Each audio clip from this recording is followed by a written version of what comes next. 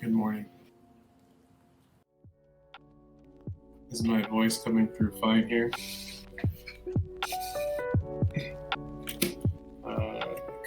That's not good. Give me a second so I can fix it.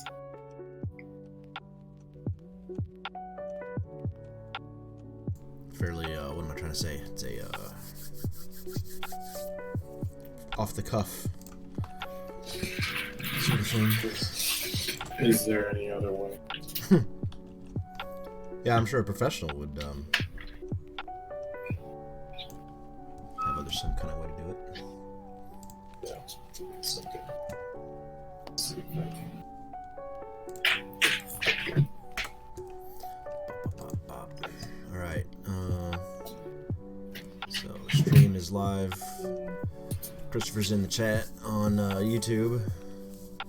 We've got a few people in art channel. What's up, guys?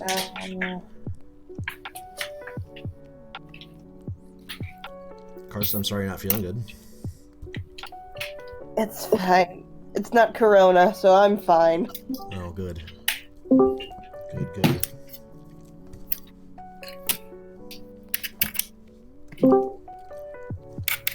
Alright.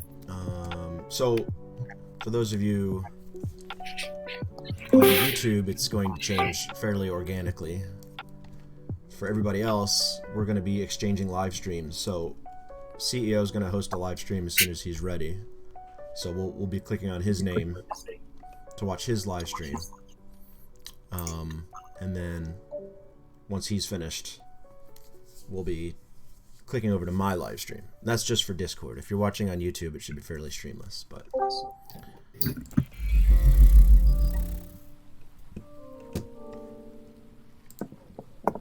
get over here, Ethan.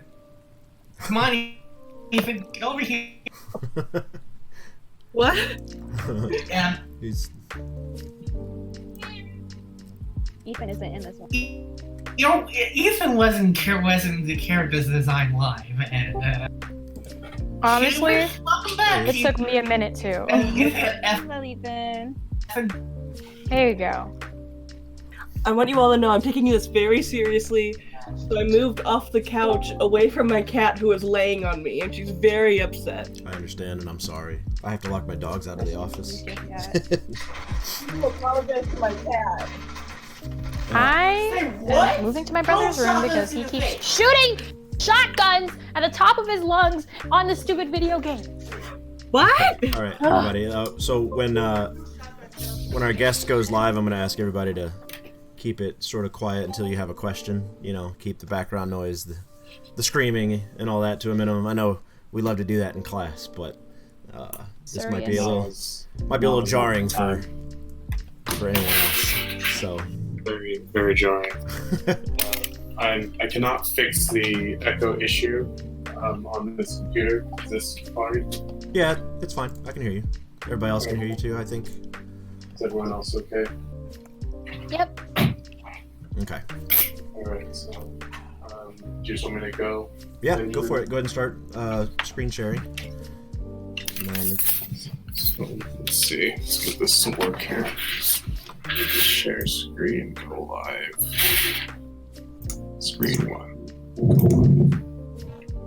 Okay, can everyone see my screen here? Are you sharing it? Yeah, there's no live notification yet. Interesting. I wonder if I have to give you permission or something? I probably need permissions to do so. Alright.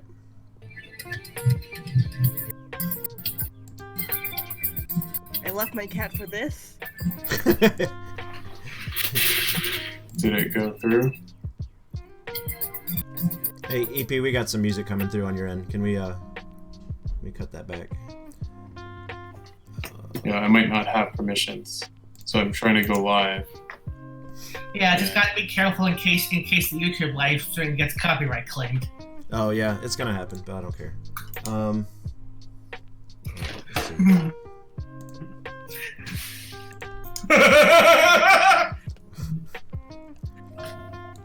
Well, that's wild.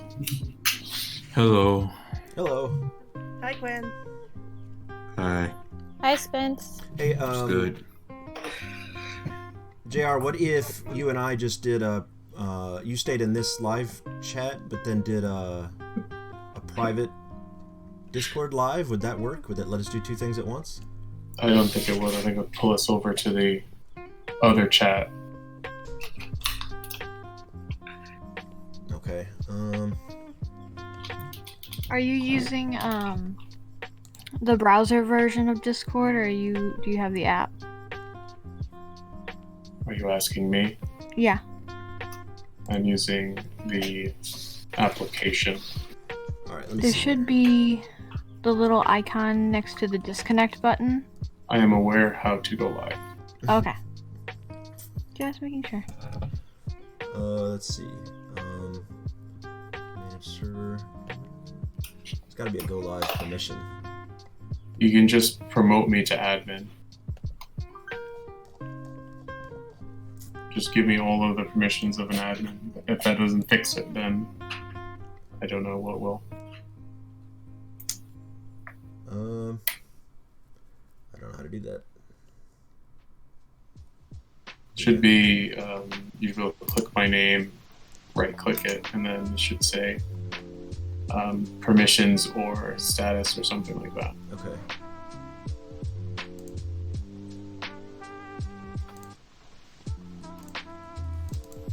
I might have to make that permission. Bear with us, everybody. Oh, here we go. Administrator. Got it. So then in the sidebar, I should be moved off of the online status group people to the administrator Yeah. people. All right, let's give this a shot. Right. Roles. Give it a go. Done. You're now an administrator. All right, let's see if this works. I am live. I see a live thing, and I Yeah. can join your stream. All right, everybody, give that a whack. We did it. Everyone join on in. Whack-a-mole! Whack-a-mole! Interesting. All right. I'm going to just assume that everyone has figured out how to watch the live stream. Yeah, I got to, let's see.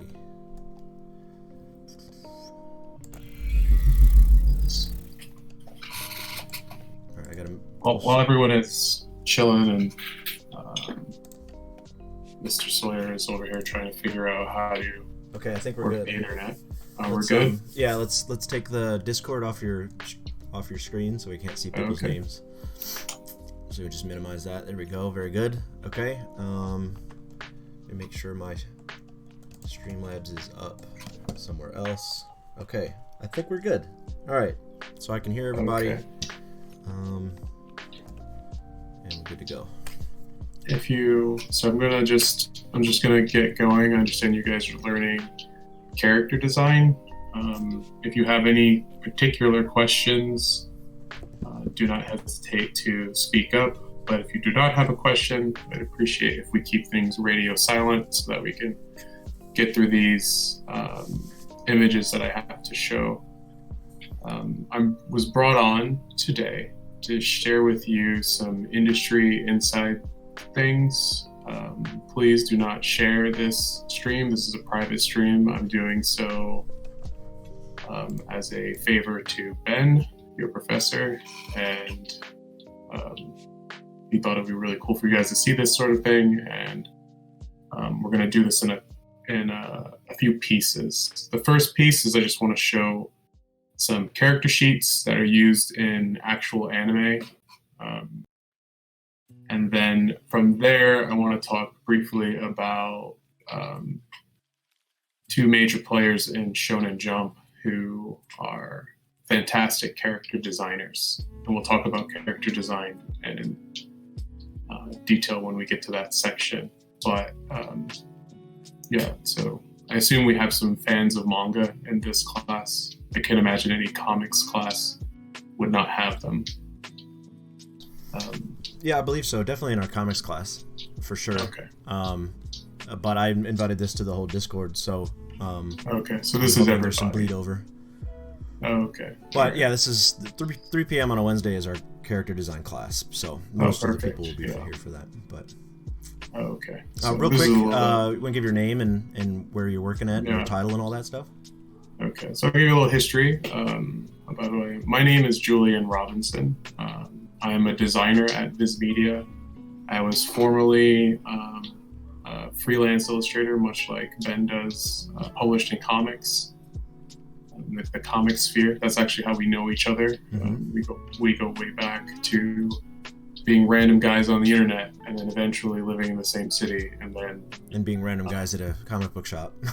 Yeah, random guys at a comic book shop, and then going to Comic-Con together and a couple conventions. We've tabled together. But I've moved away from illustrating comics professionally, and I've moved into the other side of comics, which you don't get to hear much about. It's not really a very sexy side of things. It's production. So someone has to take all that art, compile it, and form it into a book, and that's what I mostly do. Contrary to popular belief, most illustrators don't actually make their own logos, so I do a lot of logo work as well. So logo work, book production is what I do nowadays. I think I could be into that. Yeah, you want to get into some production work? No, I just think I could. You know what I mean? I think I could do that.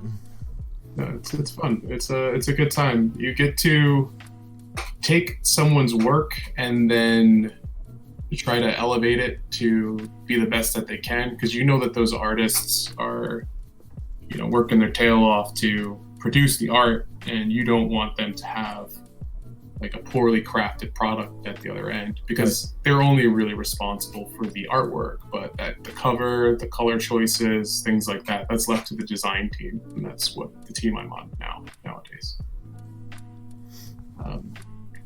Well, too much crunch can jeopardize the quality control, and maybe not.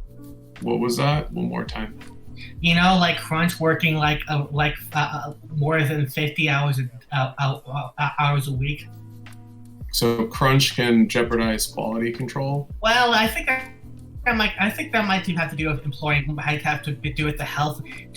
Well, that depends on like how the health of the employees and like morale, and other things, and one's ability to actually tolerate working for such a long time.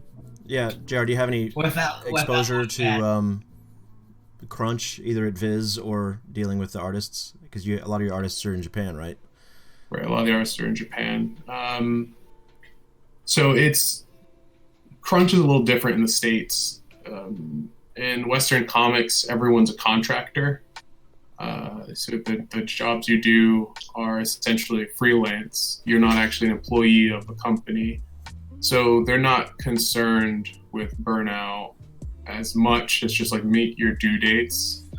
I've noticed in Japan, despite popular belief and what people say on the internet, the creators, at least for Shueisha, which is the big publisher that is the parent company of Viz, they take care of their artists. They're expected to work a lot because they're salaried, but they're taken care of for sure.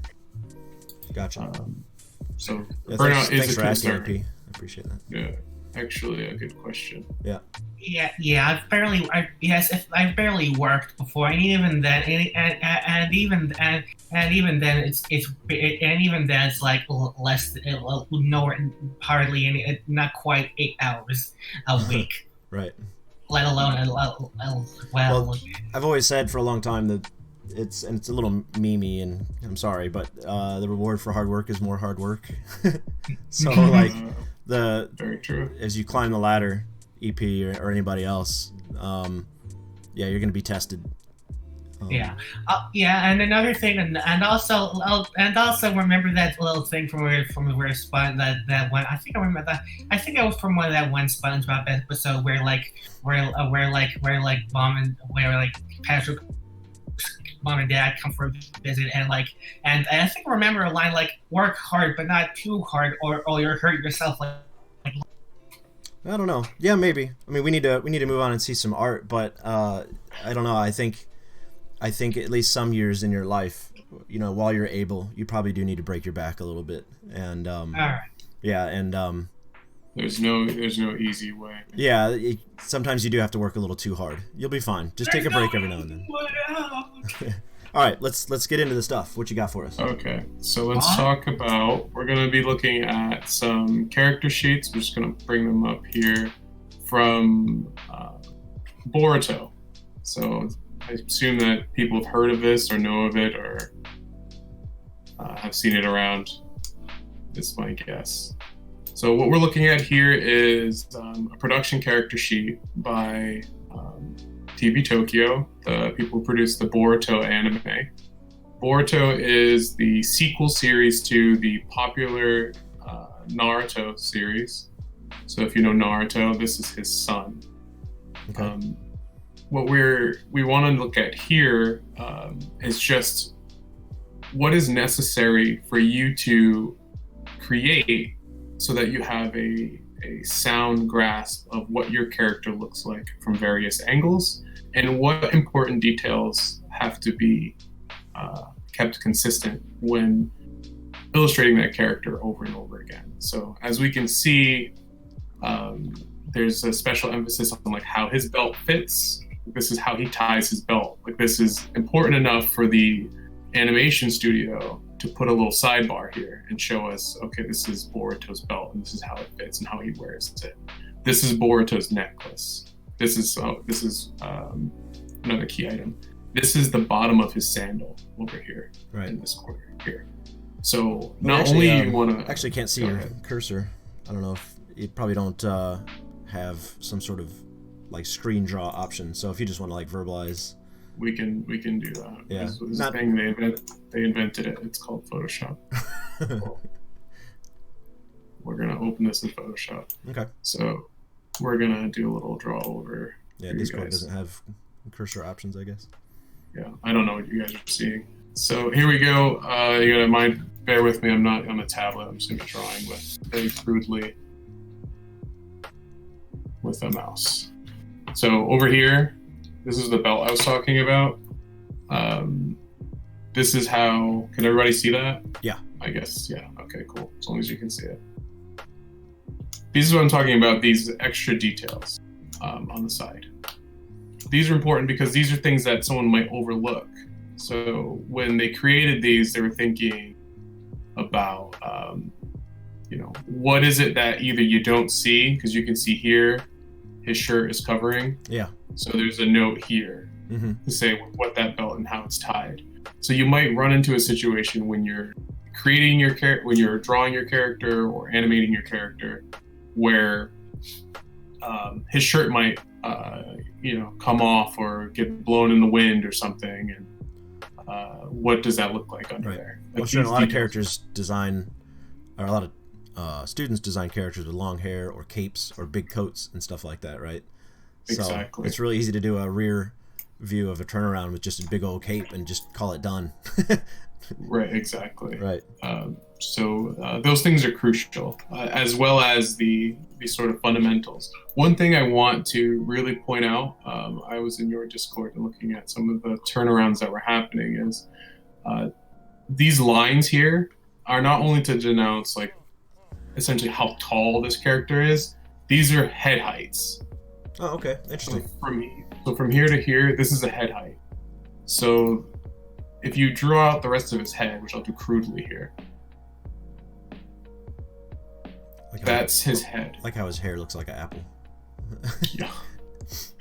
Well, that's part of the design. Right. That's part of the, Yeah, I get the point across to a lot of artists that your head doesn't stop at your hair, Right, unless yeah. you're like me. Exactly. But you have to draw a skull and then draw the hair on top of it. We're still Exactly. a few of us are So still his- battling with that. Right. His hair comes about this high off of his skull. Mm-hmm. You see my red marker there. But this is important. The head height's important because, especially when drawing a child, because he's supposed to be younger, they're going to be less heads tall. 4, 5, 6 heads. Okay, yeah. What also is important, it's not only these lines for head height, is keeping it consistent on the turnaround as far as where the pieces fall. We're going to look at really quick. So from bottom of chin here, all the way across to this chin, they should all be on the same line. Yep. This is a professional studio, so this is going to be spot on. I don't even have to really do this to know that they've got this right. Yeah. The only thing I try to enforce is that the pose stays the same. Interesting. When you turn around, because if your head's in a different position, then the chin's going to be in a different position, right? Right. Yeah. So we got Boruto on a different pose on almost every turnaround, which is something I try to enforce out of. But right, his hands out, his hands open, his hands are down. Right. Yeah. You gotta remember that this is Studio Pierrot. This is like one of the top animation studios in the world. Right. They're gonna break the rules. They're not in a learning phase. They've done this so many times. Yeah. The reason that they do it in different poses like this is to save real estate when an animator has to quickly reference various characters. So they might have this up, but also have about 10 other character sheets up. Sure. On like a post board or a tack board or something while they're drawing.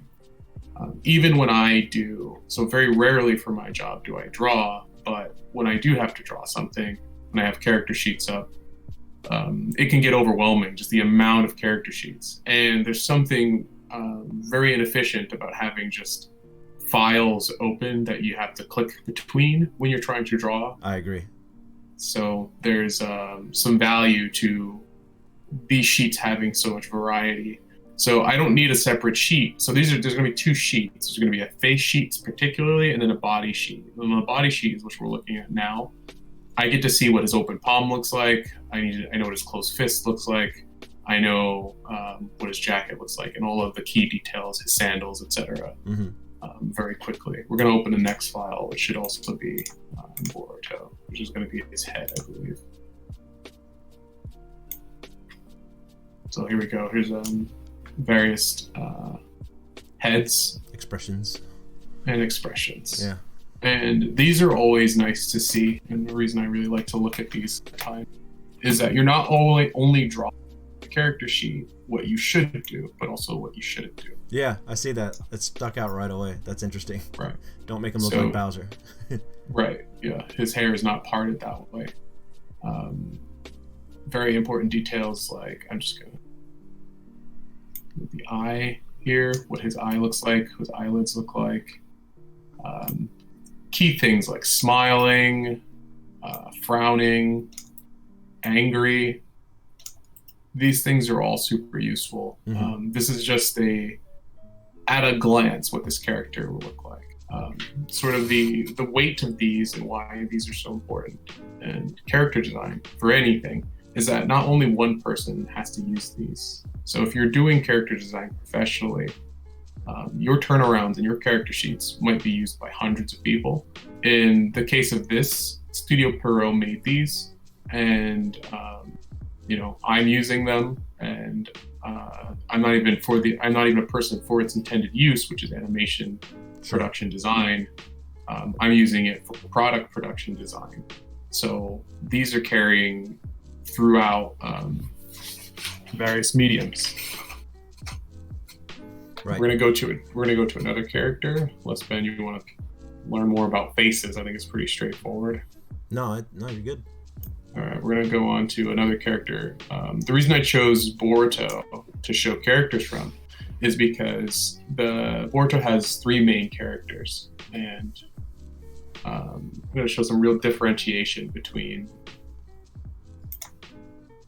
the various characters from Boruto. So our next character is character sheets. Boruto, we want Mitsuki. So here we have, I'll open that in Photoshop as well. And we'll jump back and forth and we'll talk about how to avoid one of the pitfalls of all of your characters looking the same, which is, I think, a problem when I used to teach a long time ago. Students would fall into this where they would be creating for a series or comic or anime, whatever, but all the characters would kind of just like be the same person essentially, but with like slightly different clothes or anyway, the point is, this is a different character. His name is Mitsuki, and he's got more of a traditional Japanese dress. He's got a kimono, he's got, but still within the world of Boruto. Like, that's very important to note here. Yeah, it was like that these his athletic sandals. Right, yeah. Or not, these like two hiking characters, sandals. yeah. These two characters exist in the same world. Right. So they have to feel as though they exist in the same world. But how do we make two boys who are roughly the same size, shape and build and all that other stuff, same head height, feel like characters? Well, 149 centimeters here. You can see these little notes, and he's 145. So Mitsuki's actually taller by a couple centimeters. American brain can't handle 149 centimeters, but it's okay. Where was I? Oh, so Mitsuki is more of a Japanese dress, yada yada. So what's the point of me bringing that up? The point of me bringing this up is when you see the character at a glance, and I'm sure Ben, you've gone over this, is Mitsuki's shape is... Yep, for sure. And Boruto's shape is... square. So when these two characters are in silhouette, probably off in the distance, or you need to see them at a glance, and you know that you're in the world of Boruto, and you're looking at someone who's about, 150 centimeters tall, and you see these shapes, you're going to know immediately that it's these characters. That's right. This also informs who they are. Yeah, Boruto, Super Eye Patch Wolf covered this to a degree as well, where the shapes sort of can indicate character traits. Exactly. Like square is like sturdy and dependable, and triangle could be agile and cunning or something like that, right? And you're 100% correct. Mitsuki is a character who uses snakes, cunning, and stealth in his combat.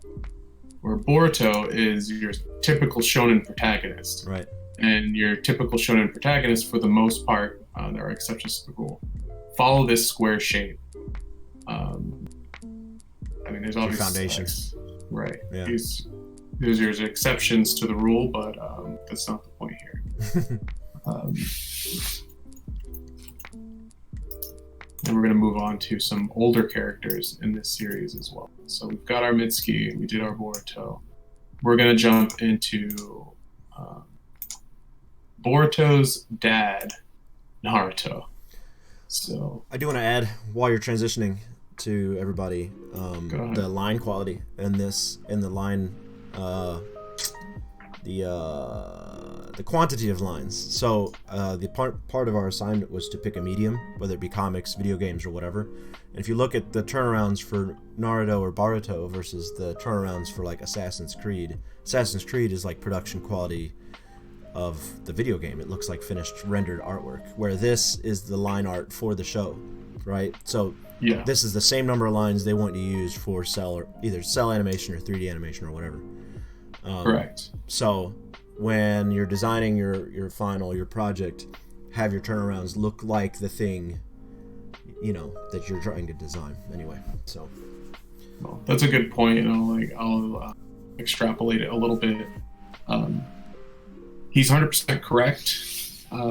This is essentially animation production quality. So these character turnarounds, if they were colored, they could be used in the show. Right. The reason for that is that you want to leave nothing to the imagination. You can't assume that your audience, not your audience of people who are going to be enjoying the medium, but the audience of people who are going to be using this professionally, there can be no ambiguity as to what's going on. And I know that not everyone can be Japanese, but these notes here, they're really pushing like nothing can be ambiguous. This is saying this is the hand that's a prosthetic because he lost an arm in the series. This is the bottom of his sandal. The amount of lines being used, it's always going to be very similar to the amount of lines you'll see him in the show, right, and things like that. So nothing should be left to the imagination. I shouldn't have to guess. I shouldn't have any questions about who the character is, what they are, how they. It has to all be there. So moving over to Naruto, same issue, same thing with his son. You can see here, like this is his son's height, and Boruto only comes in a few heads higher. 7. I mean, Naruto comes in, a few heads higher. This is important too for character design, because I see a lot of times everyone kind of draws something in its general same size. You'll see children drawn like they're adults, or adults drawn like they're children.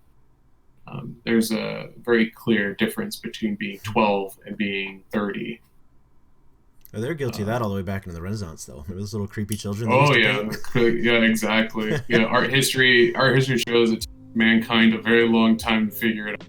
Yeah. So yeah, it's definitely an issue. 18-month-old baby that's 4 heads high, 5 heads tall, and muscular, and jacked. Ripped. Yeah. A ripped baby. Yeah, absolutely. So here is more stuff. So basically the same things that we saw before.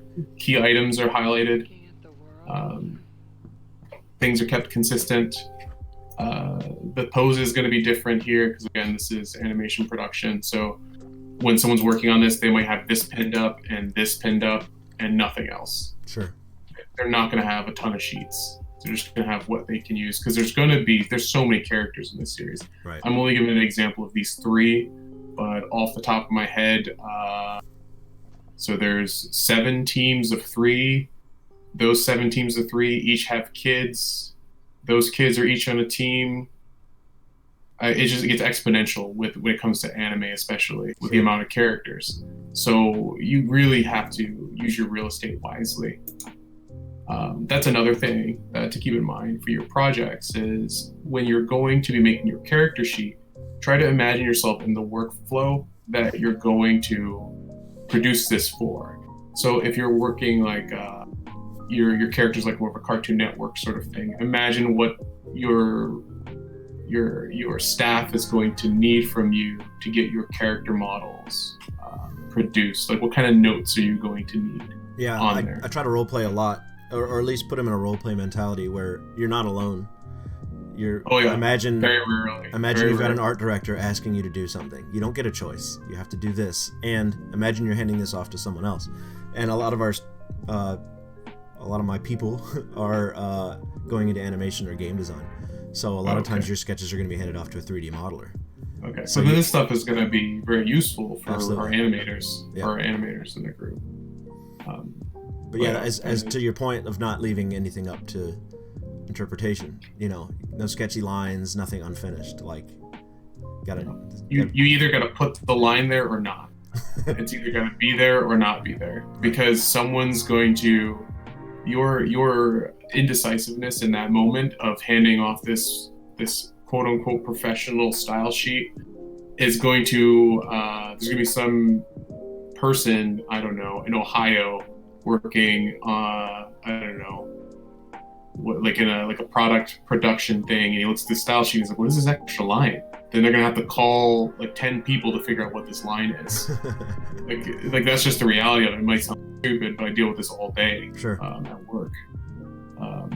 There's a lot of non-creative people who don't have the vision. Like you guys have the I don't know, the skills or the talent to be considered creatives or would-be creatives. You're going to deal with a lot of marketing people and a lot of salespeople and a lot of producers and people like that who are not creative, and they're not going to be able to understand your vision. You need to show them your vision 100% without any ambiguity. Again, that's why I'm showing you these production style drawings. Yes. Very good. So that I'll open it up for questions here. Is that okay before we move on? Yeah, How much sure. time? I've been chatting in the Discord. I asked if anybody had any questions. If anyone wants to open your chat and ask, you can. But so far, it looks like everybody's just sort of enjoying the show. So okay. So we can move on to. I think so. So part 2 of this is I found some files that I want to share, and they're not necessarily going to be, they're not animation stuff. I want to talk about, I wouldn't say, how can I put this? They're definitely 2 of my favorite character designers for Japanese comics, and I want to talk about them. Nice. I left out I try to pick things that are more relevant to this age group because I didn't really have an idea of what you guys were into. So I'm front loading this because I do characters who I probably would have liked to talk about, but I want to keep this relevant to you guys. So my choice reflects that. And we're going to talk about, let's close Photoshop. I don't want to save anything. Do not save. We're going to talk about these 2 guys, which is Ichiro Oda and Kohei Horikoshi. So if you don't know who those guys are, this is the back of their it's the back of their heads. They're both 2 very secretive guys. It's the creator of One Piece and the creator of My Hero Academia. Oh man, wouldn't it be great to have something so successful that you could just like be secretive and like not have to put yourself on YouTube and all that stuff? Yeah, that's great. Japan handles it different. These 2 men, they really value their privacy. Kohei, either last year or 2 years ago, at San Diego Comic-Con, revealed his face for the first time to American audience, which was huge. Normally he wears a gas when he does public appearances, but you cut out for me. He wears a what? He wears a gas mask. Oh wow! For public appearances. Sure. And Oda has just been a secretive guy. You can find pictures of them online, but it's very, very disrespectful to sort of, go out of your way to do so. At least that's the vibe I get. I love it. Yeah. So they're all about their. I do have one question, just because our YouTube is lagging behind. Before we move on, do you have any concept of from the artists of how long these turnarounds usually take to put together?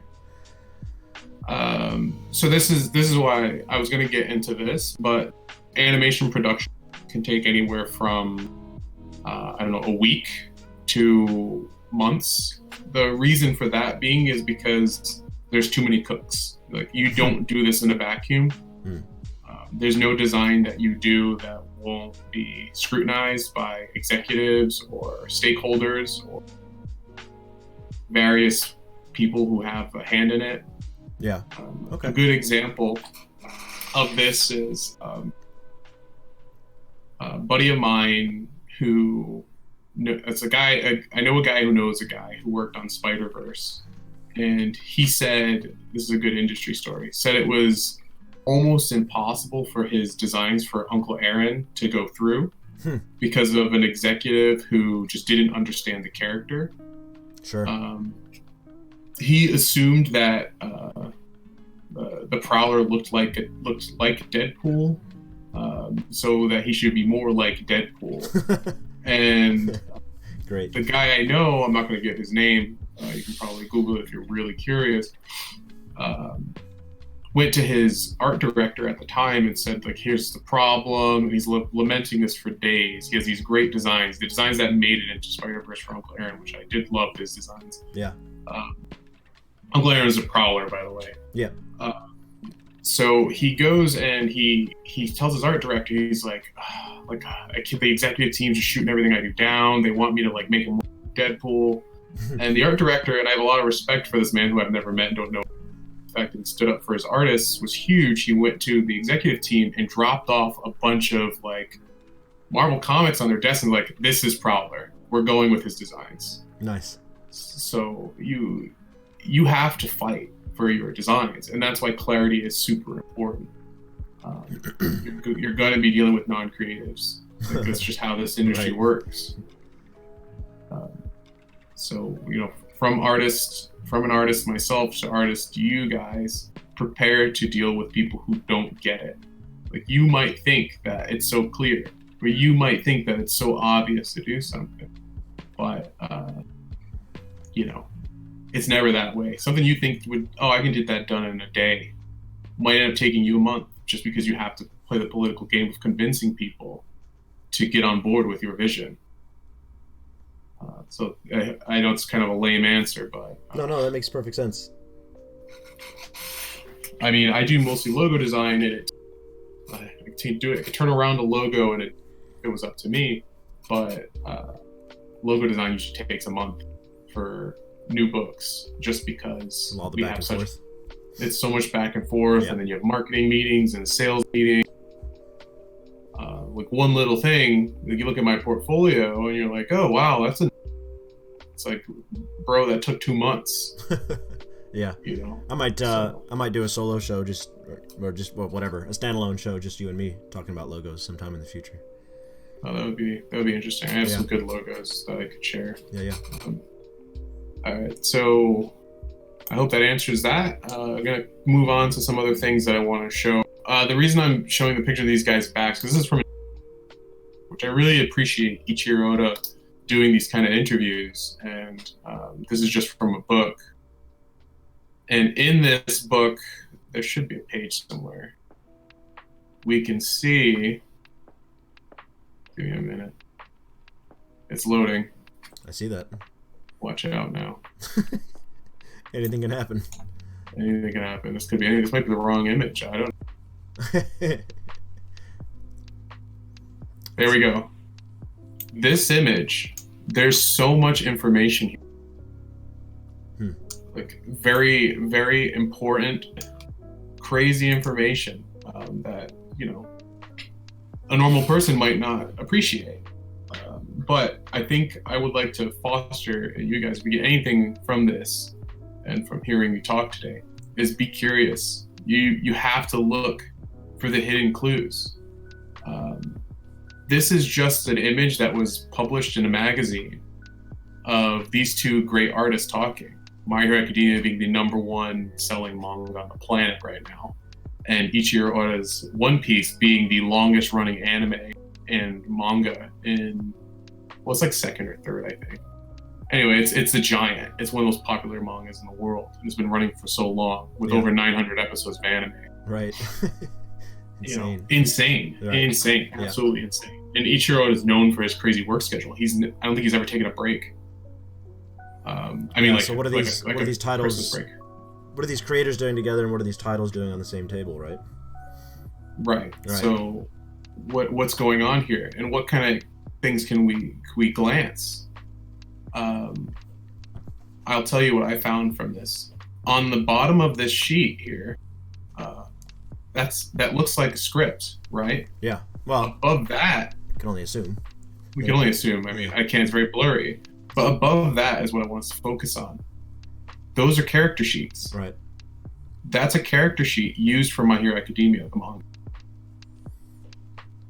So, what do his character sheets look like? Right. So we start asking these questions. We're going to start answering for you in a second. I just want to do a little build up here. We're going to move right on into the next part. How are we doing on time?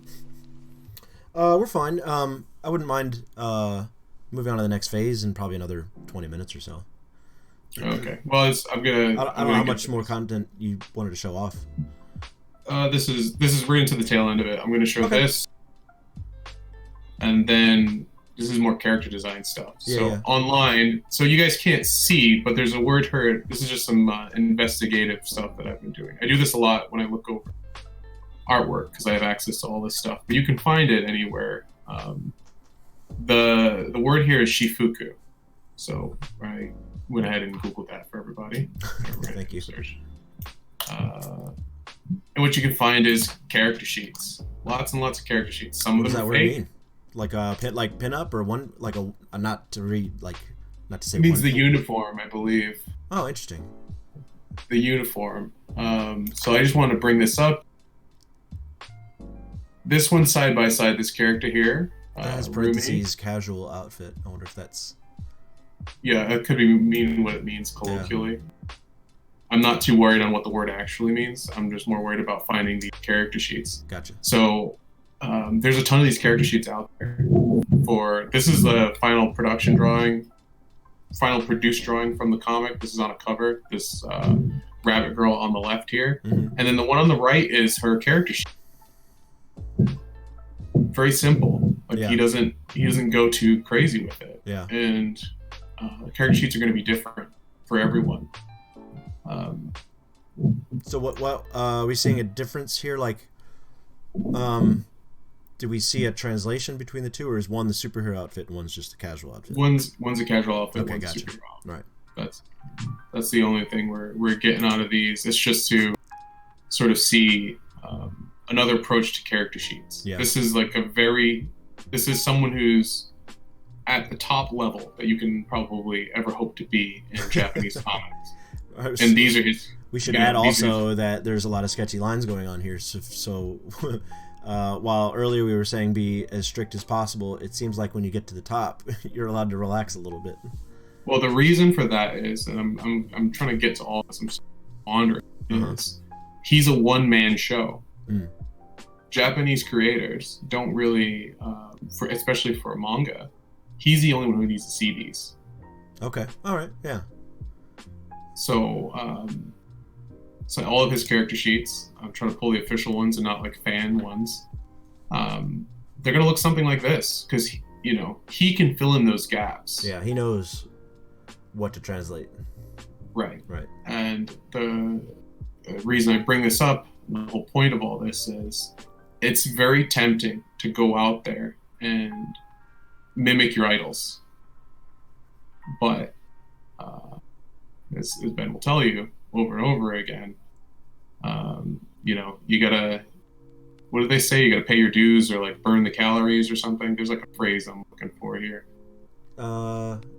Yeah. I mean, paying your dues is definitely part of it. I haven't heard the burn your calories angle on it, but the burn your calories, you gotta put in the work. You can't just like take the shortcut. You gotta know the rules to break them. Some sort of platitude that's out there. It's very tempting to go look. My is my something about mileage too, right? Yeah, something about mileage. Yeah, mileage is in there. We just watched a video. My Hero on that Academia last night. is my favorite manga. I'm going to copy his character sheets. If you have character sheets like this and you're not Kohei Horikoshi and you're trying to get a job, they're going to ask you why it's sketchy. Sure. Okay. Everybody hear that? That's pretty important. So let's clip it. But yeah. That wraps up my spiel. I wanted to build up, like, here are the best guys. This is what they do. Yeah. They can get away with it. Right. And you're not. Chances are you're not that. So you can't do that because you're not that. Right. You got to work your way up to that. But the emphasis was in class. I try to say that you're not a one-man show, and you will be, because you won't be a one-man show for a long time unless you just plan on staying, at home, doing your own thing. And then if that's what you're doing, then go you. Good luck. But chances are, after Corona goes away, we're going to get back into the studio, and you're going to hand off your art to someone else.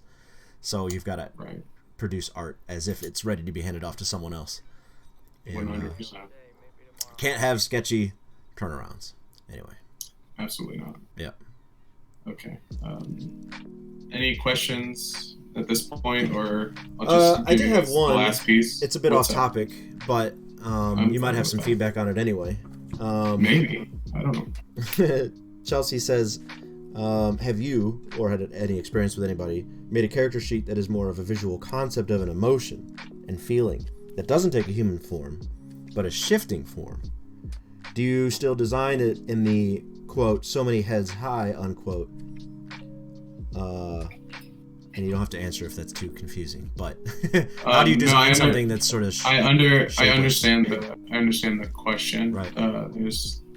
There's no easy way to answer this sounding a bit rude, but I'm just going to answer it because this is a learning environment. Your thing that is so unshapeable and ever shaping needs to have a shape. I can see that. Sure. It's just not going to happen that you can. So if you were going to write like an unseeable evil, but you want people to draw it in your game, sorry, you have to draw it. Right. Like, I'm sorry, it has to exist. I could think of some examples like Rick and Morty's got a character named Fart. It's a conscious gas cloud entity, but it's still drawable. It's shifted every single panel, or every single cell. It's a cloud. It was changing, but it still had like a basic shape. Right. And then on the other side of the spectrum, the movie It Follows, about just sort of a faceless entity chasing. It's like a sexually transmitted horror that would chase you until it killed you. And every time you saw it, it looked like someone else. So there's no character sheet for that because it just looked like your neighbor or your best friend or your mom, right? So, but that's there's no character sheet for that, right? But that's a little different. So that's in film. That's not animated. So if that was put into a game, for example, you would have to give someone the sheets in which they could create the assets to do that. Yeah, well, the shapes it would inherit, I guess, right? Right. Yeah. So that would all be a part of the sheet. You're just making a lot of work for yourself. You have like a right. character sheet of every way it would. So every way it would appear in the medium is what you would have to have in the sheet. Right. That sounds like a lot of work. It is a lot of work. Yeah. If you have a, how else would you convey it? If you say it's a comic and you just have an amorphous blob that kind of goes around, you still have to draw it. So what are the rules? I've actually got one of those. These, let me see if I can pull it up. You're not gonna be able to see it, but my chat will. Actually, no, my chat won't. My YouTube will. Anyway, so I'll show it later when I'm streaming on mine. But yeah, I've got something like that. They're amorphous and they change and their limbs extend, but they still have like a primary shape. Yeah. So definitely follow that example. It has to be drawn. I hope that answers the question. It has to be drawn. It has to be defined. That's an answer. I like it. All right. Any other questions? I don't think so. None have come across. I'm looking at multiple chat screens. Imagine not having a question. I know, right? But I think, I think what you showed was awesome. I know a lot of these people are not completely embroiled or entrenched in manga, but it's still like infinitely invaluable material to look at, especially from examples from the top of their field, from the top of the industry. This is like, if you're doing a turnaround for anime, this is what it looks like. And if you ever become so ridiculously successful, you don't have to follow those guidelines anymore. So there's a lot to learn from this. So that thing's two parts though. The people who drew, so for example, maybe I should. So Naruto anime turnarounds are exact because the studio does it. But when when Masashi Kishimoto, creator of Naruto, gives them a character sheet, it can literally be a scribble on a piece of paper, and then you have to translate that. Yeah. It's just the difference between. Oh, that'd be a fun experiment. Translating somebody else's artwork. I might do that next year. Right? Everybody do a concept sketch. Now hand it off. Now hand it off again. Right, and see where it comes. Yeah. See where it goes. Be like an art version of Telephone. I mean, that's a lot of what working professionally is. Sure. It's just a grand game of telephone. I love it. With real telephones. Still, for some reason. I know, right? I do have one last question. Go and for you it. can hang out or sign off after this, and you can answer this however you want. Ready? It's very easy. It's three words. Ready? Okay. Yeah. How get money? How do you get money? Doing what? It's just sort of a joke, but okay. That's a real answer to that. Yeah. Which is go to school for business. There you go. Draw in your free time. Go to school for business. Learn business first. Like if drawing is your passion and you never want to work for another person, you need to be financially independent before you get into the arts. Otherwise, you're always going to be working for someone. Artists don't need other artists to make their thing. Mm-hmm. Non-creative people need artists to do their thing. Yep. So you're always going to be working for a non-creative person, and you're always going to be beholden to that person. And then you're also going to have to accept that wherever you are now, there's a limited number of jobs, and those jobs, your competition is not going to be your classmates. It will be your classmates, but it's also going to be guys like me. So if you go into design and you're looking to get a job designing manga, for example, you're up against me. You're up against guys like me who've been doing this for a long time. Like, that's the reality of these sorts of things. And of course, people get lucky, but for the most part, you're up against the best of the best. Like, who do you think is your favorite artist? Do you want to do stuff in their field, like make money in their field? Well, now they're your competition. Right. That's a good point. I really put it that way. Yeah. So I always felt it was like the goal, right? A trophy. Right. But yeah, competition puts a whole new spin on it. Oh, yeah, awesome, man. sure. Well, that's a great answer. I can definitely expand on that with them. You know, finding what you want to do and finding a way to monetize it and finding a way to make sure you're, you know, financially secure and moving forward in a educated manner. For sure. Yeah. Thank you, everybody. Thanks for having me. Yeah, dude. Thanks a lot. It wasn't too painful. No, that was great. Lots of information. You obviously been doing this for a while, so just about everything that leaves your mouth has some sort of weight to it. You know. Some sort of nonsense. Yeah. How do I stop this? There's the Discord. I got it. Yeah. All right. So for the rest of this, I'm going to be going over. Let's see, screens. Let's see, art screen. There we go. So I'm live now for everybody in the Discord. I'm probably going to open in the chat back up. So if you guys want to verbalize, try to keep the video game sounds and whatever else you're doing in the background, your cat clawing your face off, to a minimum. If there's a push to, I don't know if there's a push to talk option, but that sort of mentality, right? If you got something to say, open it up, say it, mute it back down, try to keep because the more people we get in here, the louder and crazier it's going to be, and we've got more people in here than I think we ever have before. But what I'm going to do is go over the artwork that you've shared with me. There's actually not a lot. Actually, there's quite a bit. And then, JR, if you want to participate or voice an opinion or some feedback in any way, no obligation. If you just want to hang out and watch, that's fine. If you want to bounce, that's also fine. I can stick around for a little bit. And if are you just going to look at student artwork? Yeah, that's all we're going to do from here on out. And then I'm going to probably just take the room's temperature at that point and see if they want to hang out and watch me work for a little bit. I have that character concept I sent you that I might finish up today, just for the sake of my Kickstarter. I will. Why don't we tag team some characters? This is a critique we're talking about. Yep. Let's do some critique. Okay, so yeah, tune into my live stream. There's 9 people in there now. Yeah. I'm in Discord right now. Yep. Yeah, I'm in the live stream. All right.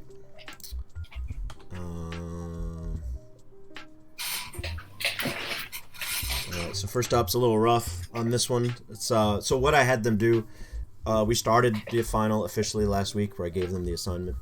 The assignment was to create a team of 4, well, not a team, but a roster, a cast of 4 characters, and their relationships with each other can be whatever. So you can have 2 heroes, 1 villain, a sidekick, or 3 villains, and a pet. You know, basically any combination of 4 characters. And one of those 4 can be a character they've already done in the semester. But the only thing required this week was just a rough outline sketch. So the next coming weeks, they're going to be more developed. This was literally just sort of a brainstorm, first impression sort of thing. So we're going to have a myriad of levels of completion here. So some of them are just sketches. We also might need to hear in the chat, if this is your piece, go ahead and open it up and tell us what we're working with, to sort of add some details, even though I sort of get this one right away. Quinn, are you still in here? You wanna open up and tell us about what we're working with? Okay, so hi, I'm Quinn or Spencer, whatever. What up, Spencer? So these are obviously they're chefs, but they also like fight crime and stuff too, or just feel like or just like do like other recreational fight-based activities like MMA or things like that. Okay. We have the tenderizer, the woman. She's like the really strong one. Well, the hand-to-hand combat-ish. I feel like giving her maybe like some boxer poses or something like that. Nice. We have the butcher. He'd be like the swordsman of the group, but he also likes cutting up meat, obviously. Naturally. We have the baker. He just likes to do a little bit of everything. He likes to just beat people up. And the head chef, I don't know what I want to do with him yet to make him feel more specifically leader-esque. Yeah. I would say just look at other head chefs in maybe what am I trying to say? Like they have their own Netflix show and stuff like that. Like famously, of course, Anthony Bourdain, but you've got the guy Gordon Ramsay. Yeah, Gordon Ramsay, of course. And then you've got the guy that's doing Ugly Delicious right now. I think he's Vietnamese or something like that. I don't remember his name, but he's a head chef. He's got a number of restaurants. He's incredible. Anthony Bourdain's best friend, the French guy, Eric Rippert, multiple Michelin stars. He's awesome. So usually, at least, and then there's the other show, Chef's Table, that tours the best chefs in the world. They're all usually characters, which is makes it easier for you, right? The head chefs all have something going for them. Eric Rippert is like a devout Buddhist, vegan, and he's a head chef, one of the best chefs in the world. A lot of these people walk in Chef's Table, go and walk the forest to find their own ingredients, like mushrooms and stuff like that. So there's one that's actually still a monk, and so people come to her monastery to eat her food. So yeah, somebody in the chat said Emerald, right? Famously. So like head chefs are probably the most vibrant characters out of all of them. Line chefs and all that are pretty interesting too, especially if you read any of Bourdain's books. Like chefs are all kind of characters from the start. So I think if you go and look at other head chefs, you're gonna have a deluge of ideas. Okay. It's because we're gonna be a matter of just choosing one, right? Like I said, it could be a Buddhist. He could be covered in tattoos head to toe. He could have a special thing he specializes in that makes him stand out or something like that. Also, if he's like the leader of this team that fights crime, he doesn't have to necessarily fight just to be the guy in charge, like Shinji's dad in Evangelion, right? He doesn't fight, but he's definitely in charge. I see. Right. So he could just be the guy in the back with the glowing glasses. Just pushes his glasses up and makes things happen. All right. And then if you were watching the stream, we talked about shapes, which we talked about in class, I believe. I hope we did. The character design. A lot more square shaped though, yeah. Yeah, so your guy in charge would probably be a square. The one that's more lovable or emotional could have some rounder shapes. The sneaky one that slips in and out of the shadows might have more jagged, angular lines, closer to a triangle, stuff like that. And obviously, everybody should be working on silhouettes to make sure that your team looks like mixed up and diversified and special, different. Yeah, okay. For diversity's sake. I love your idea. I think you had combat chefs some point early in the semester, didn't you, as an idea? Yeah, but that's what I was worried about. It was like, was I going to be able to do that again, or is it too late? No, something else? Yeah, no, I think it's fine because before they were just concepts, and now you're turning them into real characters, right? Because remember, part of the assignment is biographies and stuff like that. So your job now, just like those Baruto turnarounds, is to make these characters so fleshed out, real, and believable, right? That they're not just concepts anymore. So, all right, cool. This is probably a good point for other students to voice in as well if you see something you like or dislike. I know a lot of these are just sketches, so there's going to be a lot less opportunity to say anything as the artists themselves. still are unsure of their design choices. But I kind of like how. yeah, no. Sorry. I like how round like their legs and arms are. It kind of reminds me of like toy action figures. You know what I'm talking about? Yeah. Yeah, it's really fun. I like that. Thank you. I would make the head chef, since you don't really have any huge ideas for him, like Sawyer was saying, make him like super quirky, like the quirkiest out of everyone. Like not weird, but like extra in a way, you know? Like Yeah. Lamb I got you. Lamb sauce. Lamb sauce.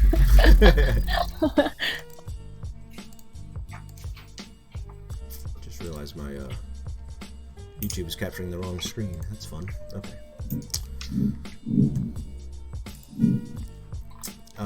Cool. All right.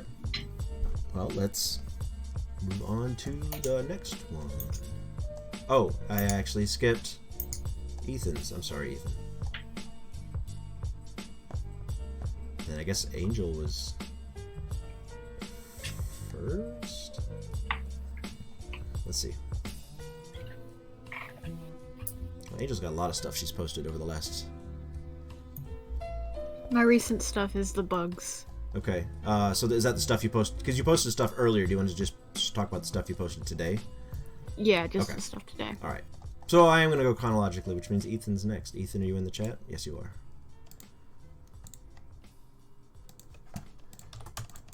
Alright. Let's throw these out. Ethan, you want to start telling us about what we're looking at?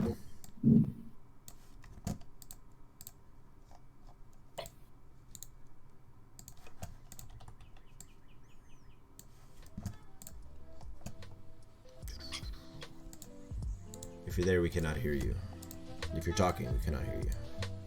If you're not there, that's fine, because you've got a lot of notes here, so we can probably parse out what we're looking at. A lot of characters, though. 5? He said his mic isn't working. Yeah. Oh, groovy. Yay, Discord! As we discovered the other day, sometimes you just have to go into settings, make sure it's set on the right one, and come back out. Sometimes you don't even have to do anything, and it'll start working miraculously. Just going into the settings just kicks its butt a little bit. Alright, so this is the Just Amigos. We got Thunderbird, Graviton, Cocoon Girl, Alkalas, and Rapscallion. So you got 5 characters.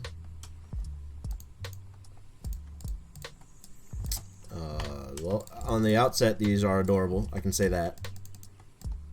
I love them. And is Cocoon Girl a Furby? Powers, energy absorbing cloak, and flight. That Yeah. looks like a Furby. And that power Yeah. that radiates off of her is Yep. strong. Oh no. I'll scroll down in the chat in case he's saying things. Mic So not cute. working. I thought I fixed this. I want to pick her up and put her in my pocket. So they're just amigos, or they're like amigos, like is are you supposed to call them the just amigos, or like just amigos? You see what I'm saying? Anyway, okay, so Thunderbird looks like some Native American inspiration, if I had to guess. Graviton, power, zero gravity, and dance moves. That's awesome.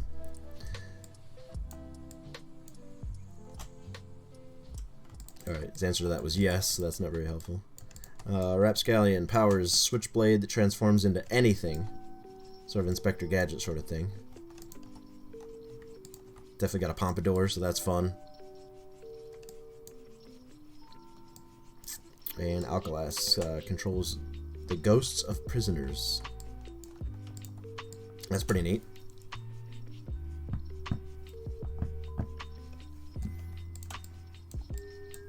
Cool. Yeah, these are nice. So are you planning to do all 5? Or are you going to pick 4? Probably all 5, okay. Is there anything you want to say in the chat, and I'll read it out to everybody? Oh, these are great. I don't really have any suggestions. I'd say these are all... He's been typing for a while, so I think he's typing up something. He is, yeah. I've been reading. So yeah, he did say he's probably gonna do all 5. So that's amazing. I love that's just an arm. That's great.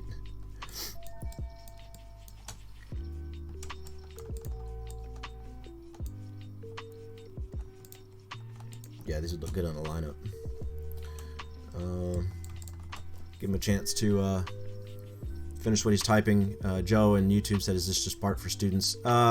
We are focusing on student art. You're allowed to comment, and I'll read it out if you have anything you want to say. We do have 10 people on YouTube, guys. That's fun. 13 people in Discord. Ethan says, Alcalas commands a legion of prisoner ghosts, and she forces them to do crime fighting. I love it. That's cool. Sort of like Aragorn at the end of Lord of the Rings, right? And he's gonna be like, no, not like that at all. Cool. Well, it looks awesome. I like all of them.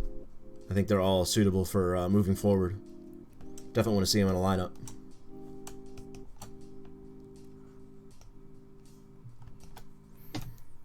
I'll give you one last second to have any last comment before I move on. I love them all very much. Yeah, they're very great. Yeah, the silhouettes are great. Easily distinguishable. Yep. They're fire. Yep. Stand. Yep. They hold up, sir. Good job. I will say with the Native American one, I'm not Native American, so I can't really say. But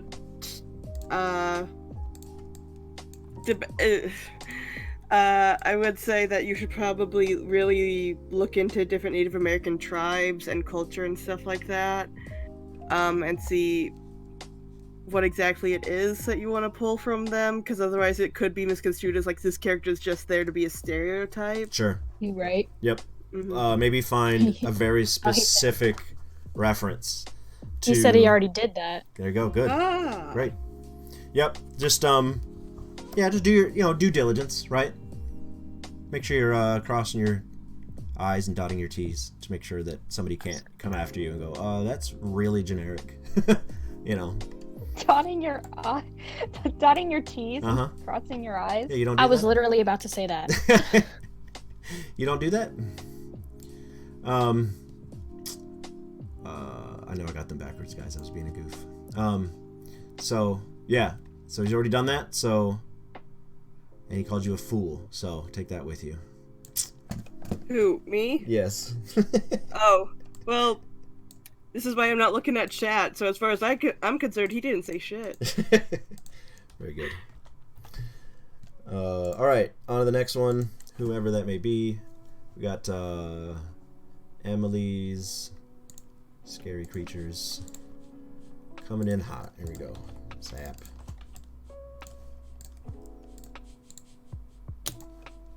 Zap. Zap. Yep, 2 more. Alright. Emily, are you chattable and want to tell us? I am chattable. Alright, what are we working with here? So basically, I'm designing just a few of the villains I have for a story I'm creating. And took evil things and create a personified person of them. Okay. So basically, the spider lady is the element of horror, basically the goddess of horror or whatever. She stitches things together to create horrible creations.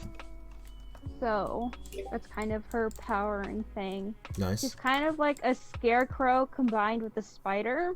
Got that. And a witch. Yeah. Okay. Yeah, these are starting to look like those creatures from from Nostalgic Critics parody of Pink Floyd's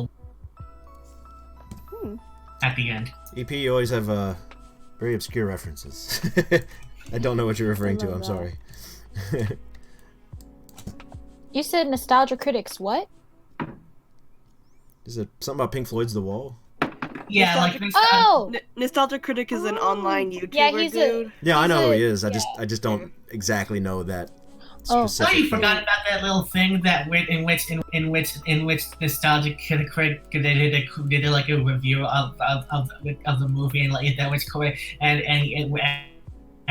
coincided with a parody album that Mr. Critic did and like how and this Nostalgic Critic the review got critically and got a bunch of response.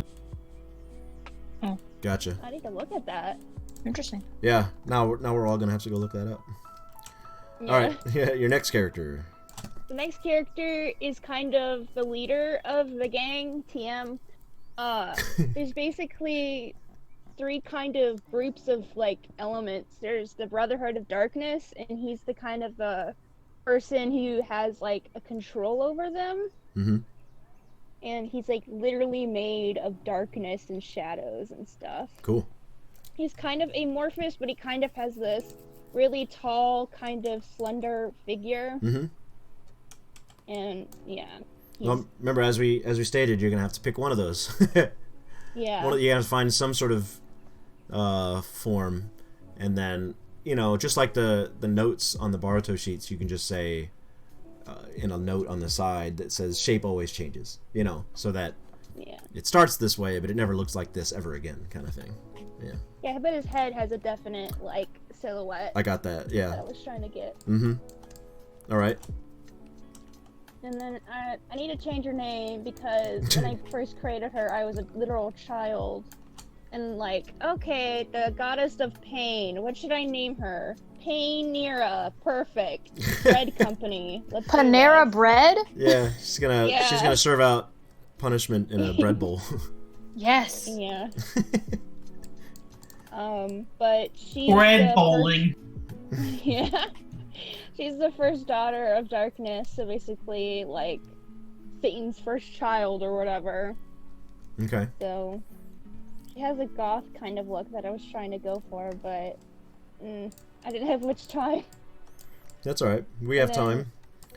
I would try to find, like, a fun naming convention, perhaps. Yeah. That at least the people who have something in common, like Darkness and the Daughter of Darkness, have something that they can share. Maybe it's Latin based or French or something like that. Speaking of like languages and stuff, here's Catastrophe. Dang, what is that written in? It's Greek. Okay, cool. I forget. I think it's like apocalypse, or what's the other word for apocalypse? Armageddon. Armageddon, yes, that's his name. Armageddon is her husband's Well, how did you name. pronounce the Greek? Catastrophe. So catastrophe? Kind of like Maybe that, like yeah. that's the modern American version of the ancient Greek, maybe? Yeah. It's kind of But cool. I pronounce her name Catastrophe. No, I mean, you're probably right.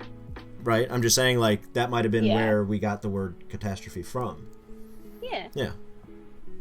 But she's basically like this big, like, dinosaur dragon creature that is really, really big, and she can like plant seeds of destruction in planets and stuff, and it can literally destroy the planet from the inside out. So she's a big deal. Sort of a big deal. You That's know. cool. And that's the same. These 2 last sketches are all the same one, I imagine. That's both her. Yeah. Cool. So you have 1, 2, 3, 4 monsters. So are any one of these going to act anywhere similar to a protagonist, or are these just all antagonists of the same universe? Of the same universe. Okay. But its stuff changes. Like, I have a lot of stuff, like story. I have a lot of story for these characters. Nice. But I'm just kind of designing them for, like, the main portion of the story where they are the villains. Yeah. Yeah, I love it. These are all really cool. What do you guys think? I love them all very much, especially the girl. I was about to say Panera. I like her a lot. What Even I like though about her name is Bread. You might just want to stick with the name. I love What the her hell? Why because not, her name right?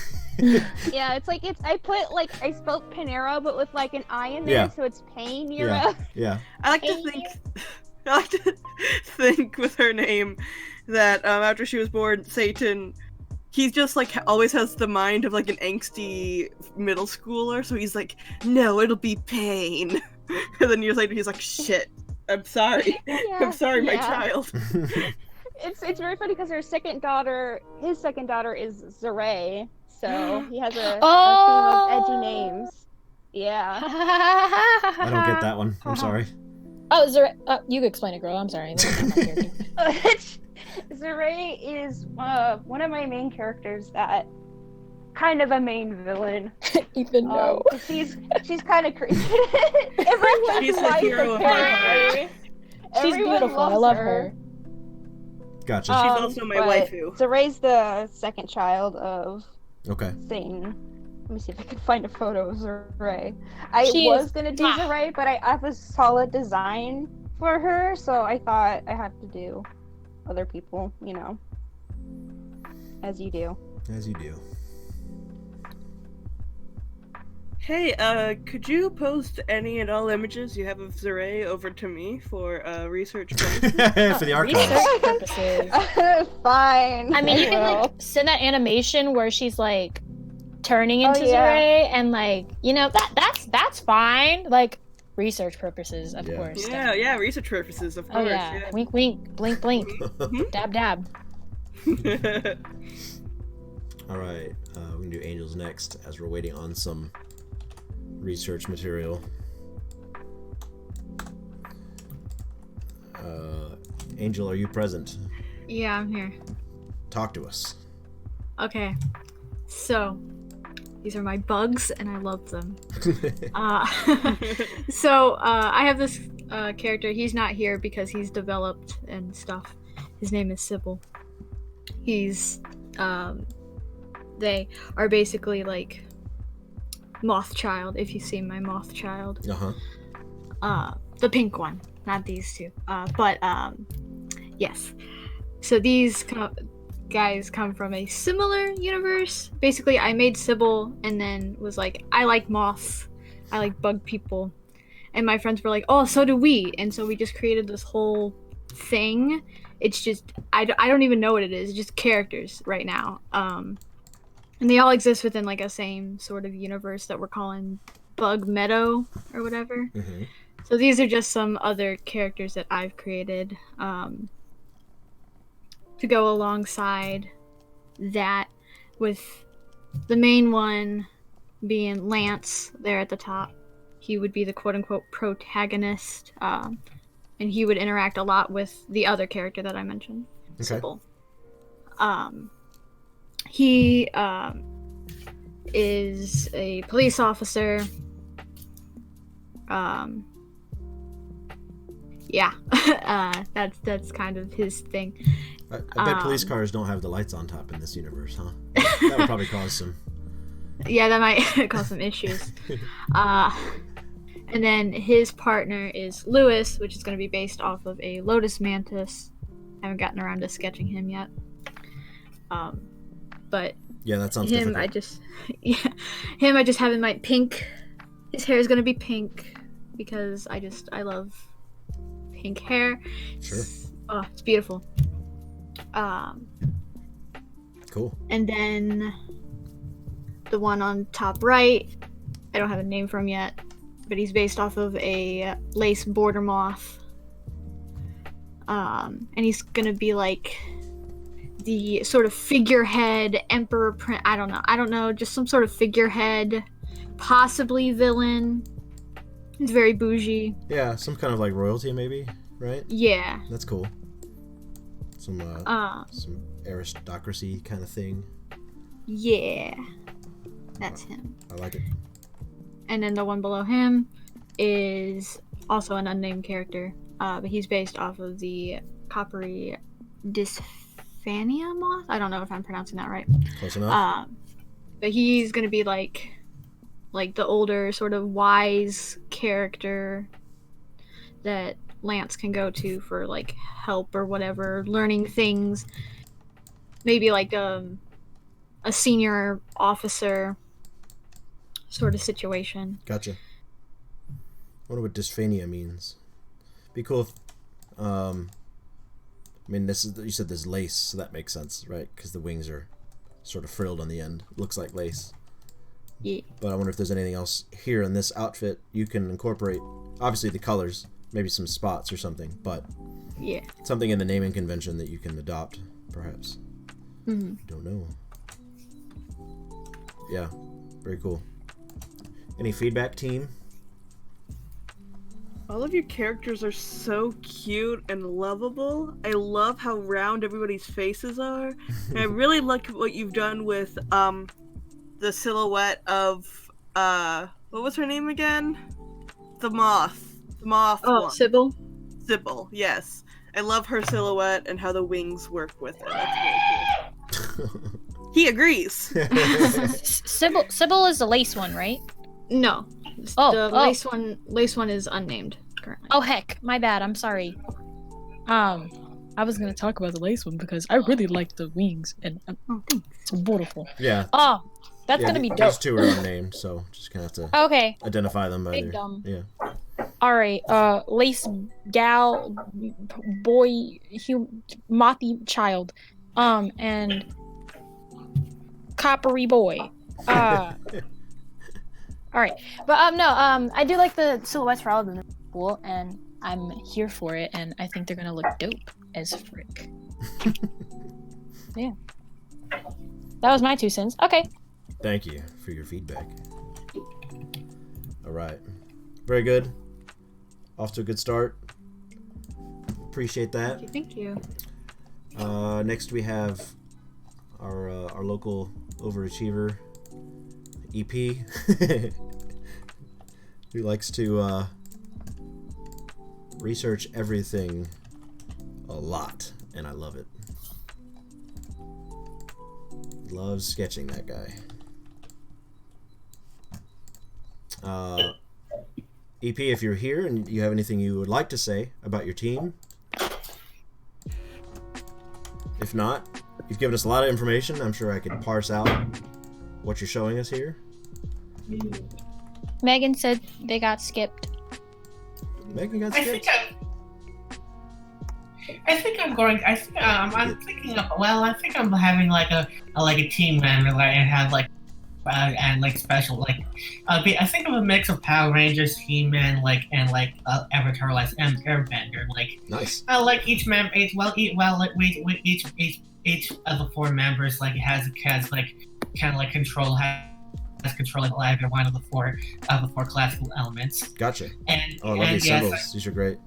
And yes, I'm having, and the air is yellow. The earth is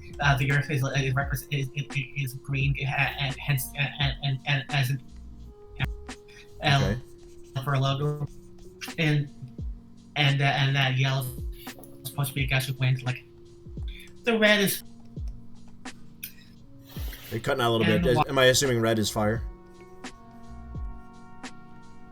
Your mic's cutting out a little bit. Sorry about that. Yeah, the water is blue. Blue. Yeah, that makes sense. Okay. Awesome. Yeah, these are really cool, man. I love all your designs. Yes, I was thinking about the team members having like identical design, each but in different colors. Gotcha. Okay. Yeah, I was about to say all their boots look the same. Now I know why. Gotcha. So yeah, slightly different helmets, right? Yeah, and yes, and I have been thinking of, yes, this is how I've been thinking about the design so far. And oh yeah, this is great. I love all their helmet design. Makes me think of Halo. These are shoulder pads here. Actually, those are in the middle are the shoulder pads. Okay. And there's like a shoulder pad down there. Yeah. Yeah, and above that is like different views of the helmet. Right. No, that's great. This is awesome. Is this a concept you've had for a while, or did you just come up with all this in the last week or so? I've been thinking about this. I've drawn these over a week throughout the week, and okay. I've been I'm not sure if I wanted to use the same design, but about 4 times but in different colors, or should I use very similar designs in 18 or different colors? Like, well, yeah, that's kind of like, that's tough about the assignment, right? Because like you want to design a team and you want them to have a uniform, right? So there's obviously going to have to, and especially if your inspiration is Power Rangers, you're going to have, everybody basically real similar. Different helmets was a great idea. I'm not sure many people would have thought of that to change that up. I can see this guy's got bigger gauntlets or bigger gloves as well, and all their boots are a little bit different. This one seems to hug the leg as opposed to flaring out, so that's awesome. And their suits do look a little bit different from person to person. I could say that you've got an opportunity to change their anatomy a bit from character to character. That'll give you one extra moment to diversify their silhouette, right? So you have somebody that's smaller framed, you have somebody that's like a huge tank, you could have somebody that's super slim, and then have somebody that's just super in shape, super muscular, right? Of course, being super muscular doesn't mean you're super in shape. Yeah, how's about the Blue Ranger be a fat guy because extra fancy? Yeah, sure, why not? Yeah. But yeah, that'll give you an extra moment. Like, spend an afternoon just doing some silhouettes, and then circle 4 of them that you really like, and then there you go. And then now you have to draw your costume on top of your new silhouettes, and then boom, diversity's handled. Very cool. This is great though, man. Great job. Very excited to see where you take this. Thanks for sharing all that.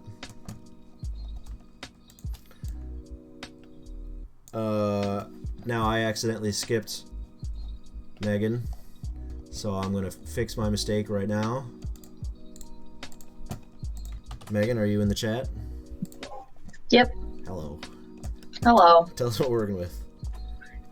So I made a band of dudes. Nice. Yep. I didn't finish it, but you know. We weren't supposed to finish it. Yeah. All right. Can you give us a little backstory on any of them? Are we there yet? Not really. I have all their names. Okay. Well, their stage names, at least. They're all named after the directions, like north, south, east, and west. Okay. Yeah. You could call them the Cardinals. That's good. Because see, I just picked stars to the south because they're like North Star and then like East Star. Yeah. Yeah. That'll work. They're edgy. Clearly. Yeah. Cool. Are you gonna change their height? Yeah.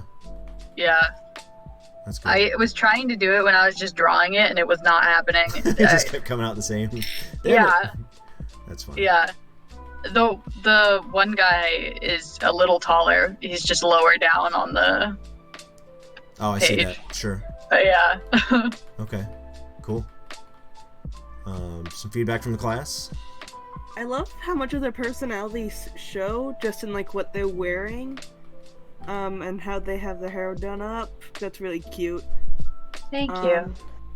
Yeah. Yeah, it's really cool, and I like that they're wearing stuff that I could easily see like actual people wearing. Absolutely. That's very. Yep. Yeah. That's real nice and cool. Their poses also give their personalities too, which is good. Yeah. I have to comment. Is your hand dead because of the lace on the boots that you drew? Period. Oh. Oh my god. Girl. Yeah. I was looking at that. I was like, oh my Jesus Christ, on a biscuit. Their hands are dead. Their hands are dead from lacing up every day. You didn't have to. I would say. Meg, why? I would say that, and I think I mentioned this in a previous class, that and I'll remind everybody of the turnarounds we saw earlier, the Baruto turnarounds. There's sort of a rule on how many lines you put in one space. Now, if I were to zoom out, that sort of just looks black now, right? Yeah. So I think you put too many lines there. Same with this guy's boot as well. Cartooning is all about choosing what lines you draw at what distance. So obviously, if somebody's 50 feet away, their eyes and mouth are just going to be dots on the page, as opposed to straight up. You might actually see their eyelids. So, but you can't draw every detail at every distance. So try to find a level of detail that translates at this range so that it doesn't just come out black. Okay. So you might not have the opportunity to draw every shoelace, but that also might mean referencing something else, other comics or cartoons that have combat boots to see how they handled it.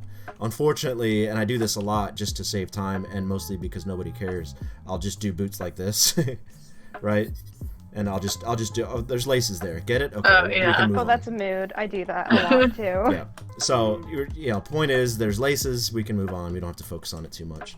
And also, you can also lace your boots straight lace if you're like, if you want to. But Velcro straps. oh, please bring Velcro back. But Oh no. so yeah, so like all this is perfect, right? You've chosen the right quality and the right quantity of lines for it to translate and make sense.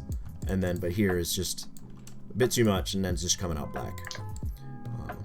That's it. So you spend some research seeing what shoelaces would look like at a distance, so it doesn't look like too much black. Anyway, that was way too long of a description, but I think it was just right. what sort of design ideas are you thinking for your fourth character? Any ideas? I muted myself. Oops. I was looking at like 90s clothes. Okay. Yeah. You mean like Magic 8-Ball jacket? Sure. Yeah. Yeah. I sure hope the next Stranger Things is in the 90s. Ooh. I'm so tired of the 80s. Everything's in the 80s. Even Wonder Woman's in the 80s. I would love it if they all got... Hey. Like, I had this fun mental experiment. Which of the Stranger Things characters would change in the 90s? Which one's gonna go goth? Which one's gonna go punk? Right? Which one's gonna go metal? And which Who's one's... gonna go scene? Right. Oh God. I know, isn't that great? I mean, 11 already kind of went Who's gonna go scene. hip hop? Right, exactly. 11 already kind of went scene when she went to the city, but yeah, anyway, I hope they go 90s and they do that. Anyway, we'll find out. Cool, that's very good. Good luck with the rest of that. I love your premise. Thank you. Yeah, it looks just challenging enough, but just simple enough to get it done. You know what I mean? Mm-hmm. Yeah. Not too backbreaking, except for the shoelaces.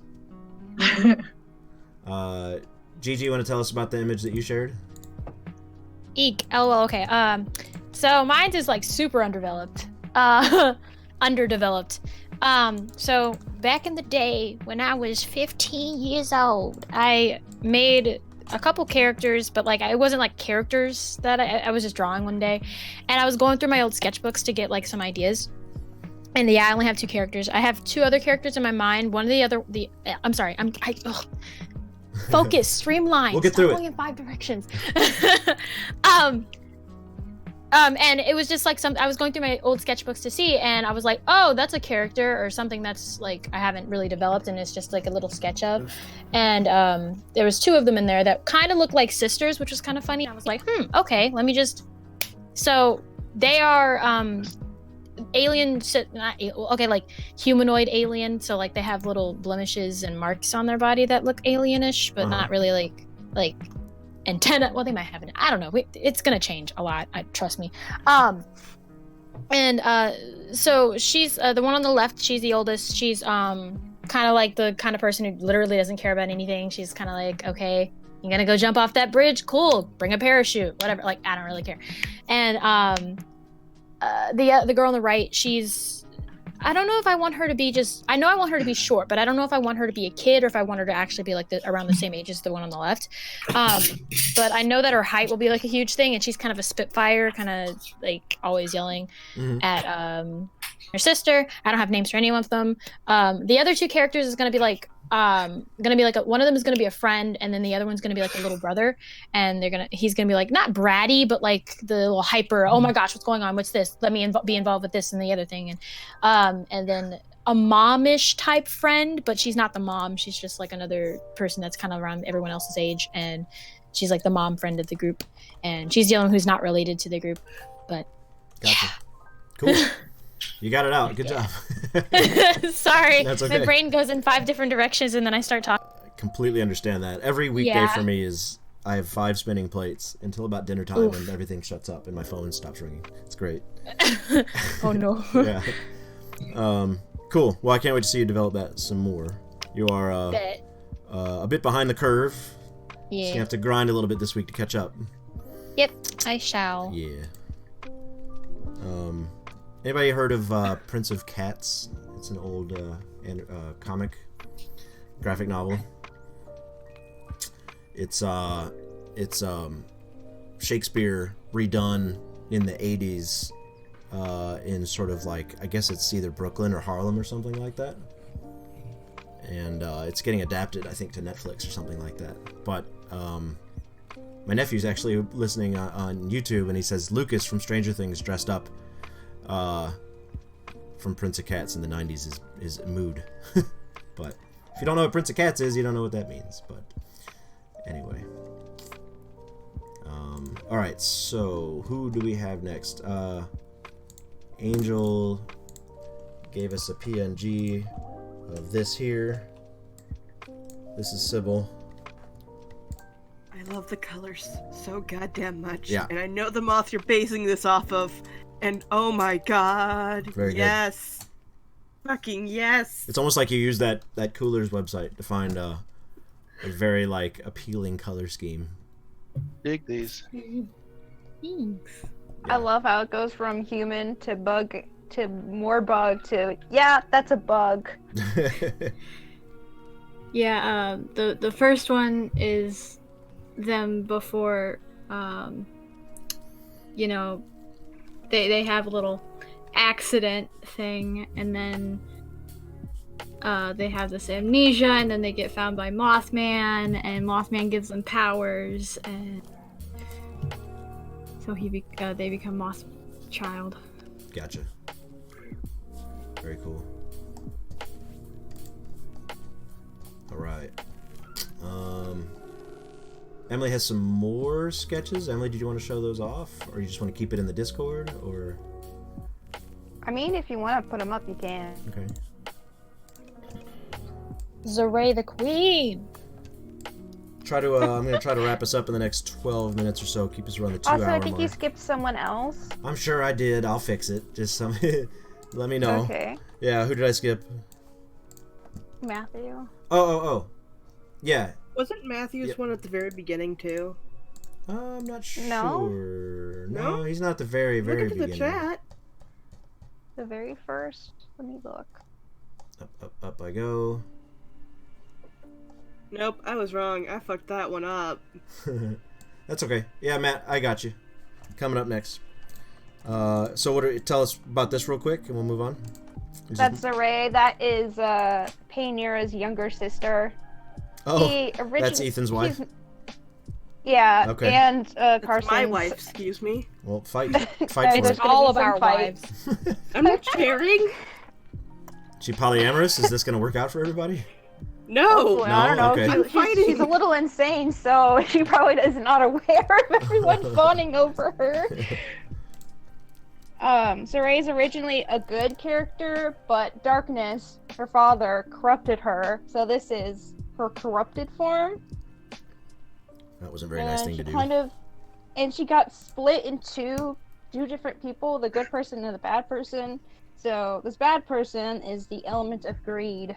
So she's one of the 7 deadly sins, and Okay. she's really crazy. Nice. I like the shape language used on that Mm-hmm. on the left side.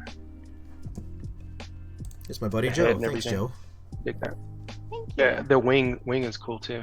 I dig that. Thank you. The gesture used in the second drawing on the bottom, it's pretty fresh. Yes, I Thanks. agree. I Yeah. love the contrast between the two. Yeah, it's I like love she likes the contrast between them. them. Yeah, very good. One's like, oh, the other one's like, ah. Hell. They're both kind of the same. I didn't add the shadiness to the other one, Oh, but Best they're both supposed to be frazzled and shit. description of characters I've ever heard. That's pretty good. Thank you. And it was like super accurate too. I was like, I can see both of those. Yep. Thank you. I try. If you didn't show any image at all, I would have gotten this image in my head when you did that. Awesome. Well, thank you for sharing. I must fix my mistake and talk about Matthew. Matthew, are you in the chat? You want to talk to us? Here you are. Uh-oh. Might have another microphone malfunction. Give CPR to the microphone. Go into the settings, change it off of what it's on, and put it back. Basically the turn it off, turn it back on equivalent. No good. Oh! I heard something. Matthew, are you there?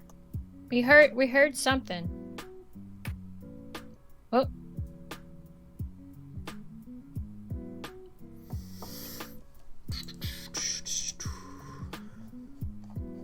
I think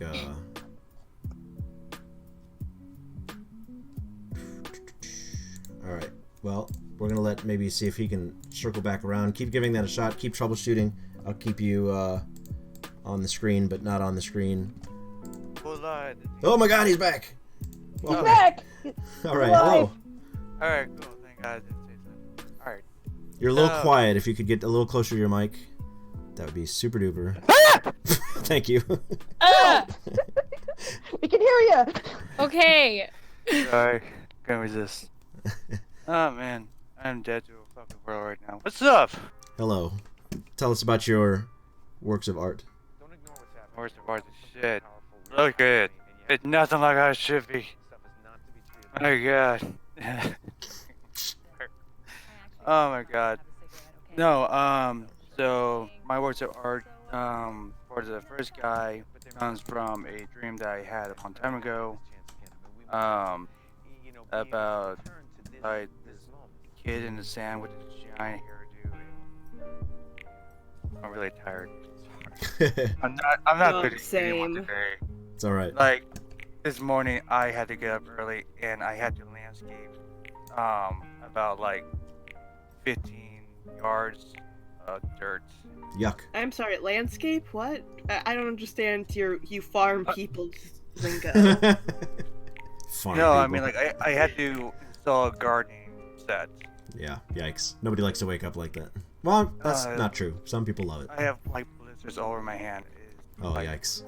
Yeah, so I'm sorry, I'm tired. I'm distracting everyone. So my character is a slave on this terraform planet. He escapes, and so while he's in this city, he steals these clothing to help steal like his brand. The girl under is a prostitute that takes him in to look over him because she feels stable. The creature below is a slave hunter that is looking for him. And there's going to be a fourth character that would have been a little girl who wanted to buy him, or at least had bought him, but when he ran away, she grew furious and decided to send all these hunters after him. That's interesting. I didn't realize when this project was due, and if I knew, I wouldn't have stuck around. Oh, no worries. The deadlines for the next few weeks are just to keep you guys on track. It's not, you're not receiving individual grades for these every week. So, if anybody didn't turn in something today, you're not getting marked or whatever. I'm not even really grading our participation or anything at this point. It's just trying to keep you on track so they have a nice, big, beautiful final ready by the time it's time due. So, but this is a very cool concept. I like your story. It's intriguing. Your costume designs are great. I like how you're following some anatomy here, and then putting the clothes on top of the anatomy. That's very good. This guy's got a bit of a lean going on. That old eye. Yeah, it happens to the best of us. No, that's a bad photo. Oh, okay. I know what time, and I was just like, yeah, I was screwed. I'll fix it later. Okay, gotcha. But no, these are very cool. I would make this face probably a little bigger to match the skull. Sure. Yep. But it's all very intriguing. This guy's super cool. I like this a lot. Awesome.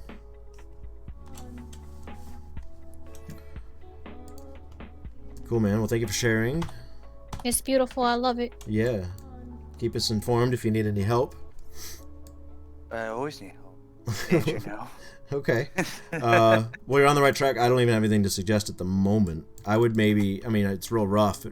Depending on how skin tight this suit is, you know, you might want to imply some folds or wrinkles at some point. Unless it's just like vacuum sealed, you know.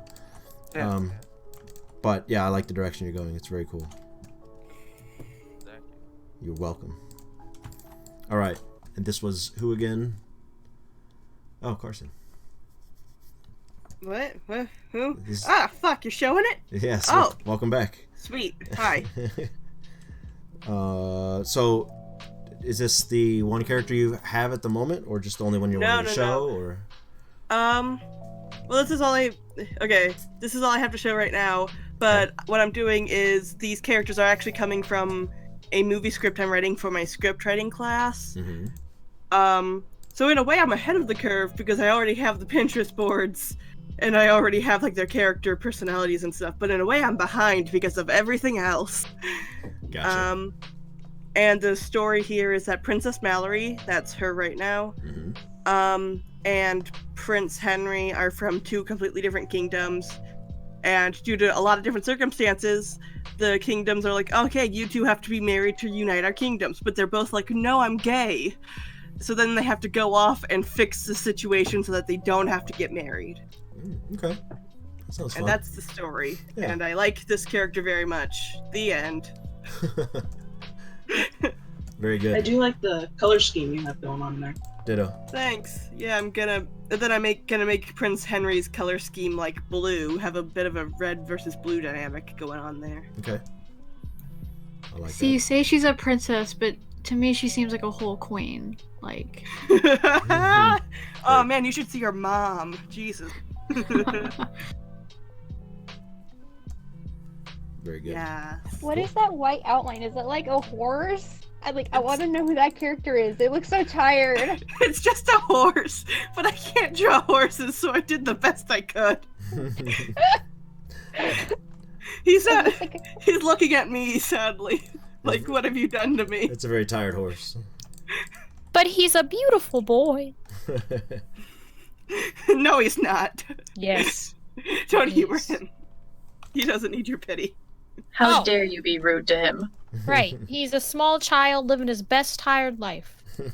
He's so sad. So sad. So tired. Cry every time. Me too. All right, so I think last up we have, unless I've missed somebody again, as I typically do, Chelsea wanted to share some sketches.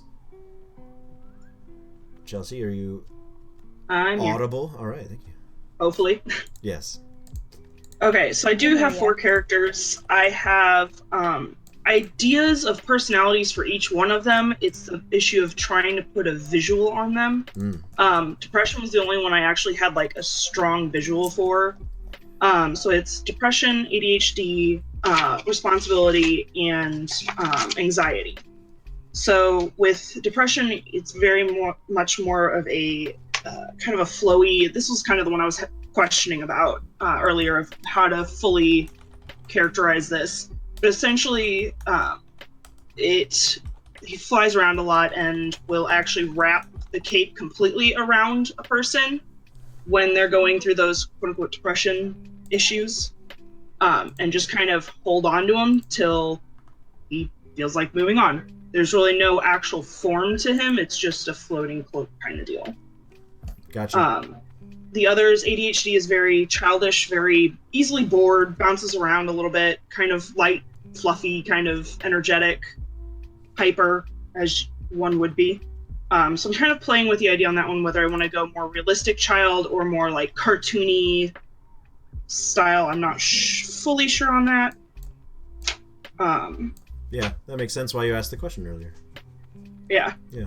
With responsibility, it's going to be more like an adult woman that's going to have like that button-down blouse, pencil skirt, very business-like, carrying around a clipboard all the time, very constantly trying to keep things in order, organized, timetables, that kind of stuff. Sure.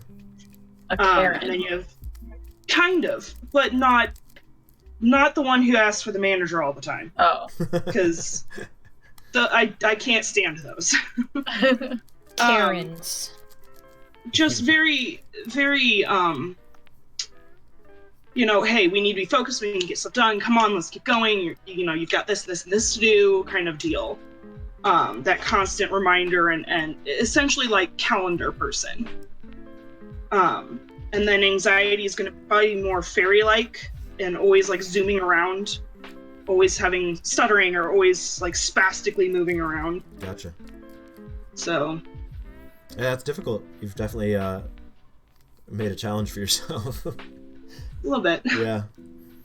Yeah. That's cool though. I would gladly take on that challenge. That sounds interesting to me. So, these are different like disabilities, like personified. Is that what you said? Yeah. So essentially, for my senior review, I'm going to kind of do like a short glimpse into a daily life of myself. And these are some issues that I deal with every single day and have to fight every single day. So it's just going to kind of personify these different pieces that I can then also voice, because I do also want to get into voice acting as well. And it'll let me show kind of a range on that, as well as giving them characteristics in life. Yeah. So. Okay, cool.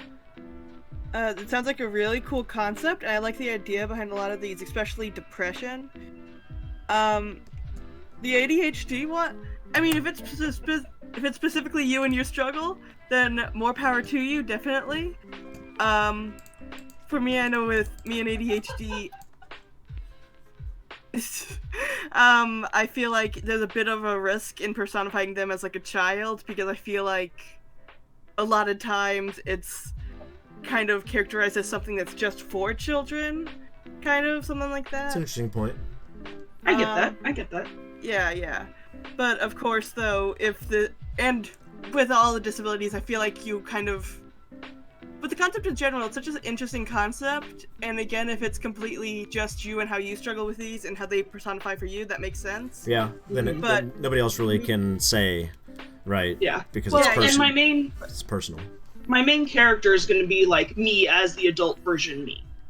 Oh, okay. So it's showing. I'm still going to show my character in there. I just didn't want to draw all 5 for this assignment. Sure. I wanted to personify the others because those, like me, I'm just drawing myself. So it's not like I'm coming up with a design or coming up with anything. Where these others, it's me trying to take an emotion, a feeling, something going on in my head, a thought, and give it a tangible form. So I thought that was more applicable for the assignment than, throwing myself in there. I think it'd be fun for your lineup, if you remember what that was, to have your 4 characters in the front and then have you somewhere in the back or off to the side.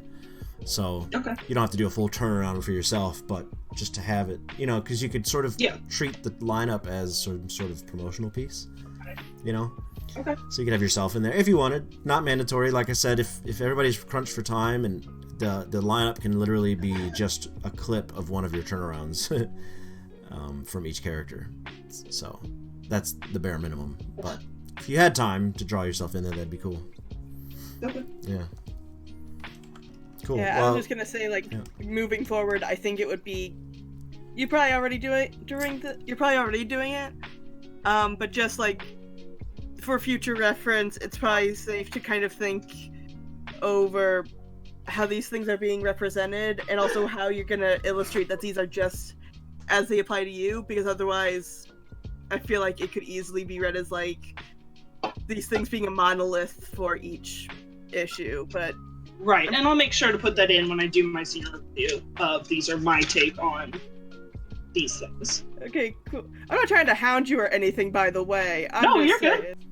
Yeah, those are all good things to consider. Those are these are all legit concerns. You're fine. These are all very personal issues to just about everybody, and how you share that and share it your perspective of it to the world is it has to be careful. But I think all you have to do is, whenever this gets to its final form, these are just, character art right now, but is how you portray it and how you tell the story. But in the worst case scenario, Marvel just released those new characters for their Oh God. yeah, what's the name of the team? I forgot. The new heroes or something like that. But those are terrible. yeah, Snowflake and Safe Place.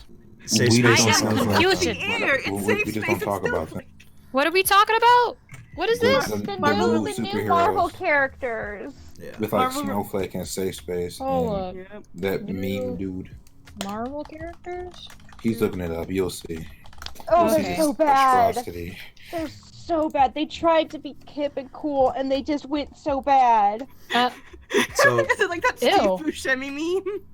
Why is he standing like that? yeah. That's Ben 10. You can't tell me that's not Ben 10. Yeah. It's Ben 10. Yeah. What's Ben 10? Who's Ben 10? So I like how the internet kid screen time is Yes, how is this not feeding right-wing trolls?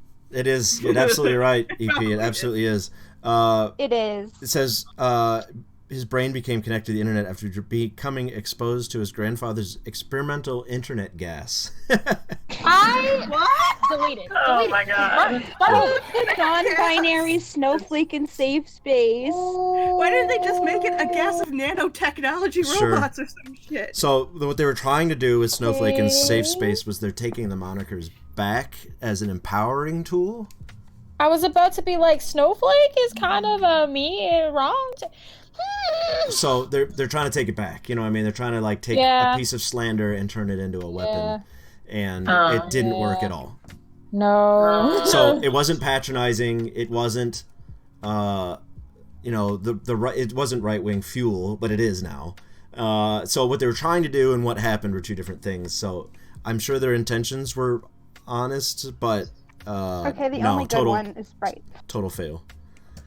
Oh, that's what Aiden's profile picture Yep. is.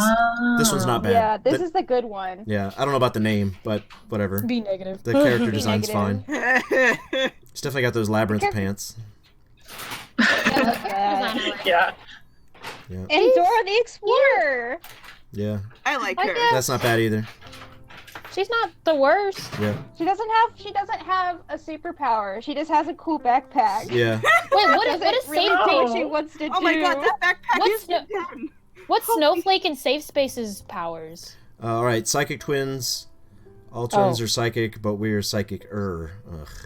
Oh, Lord help me, Snowflake Jesus. is a cryokinetic, can materialize snowflake-shaped shuriken projectiles for throwing.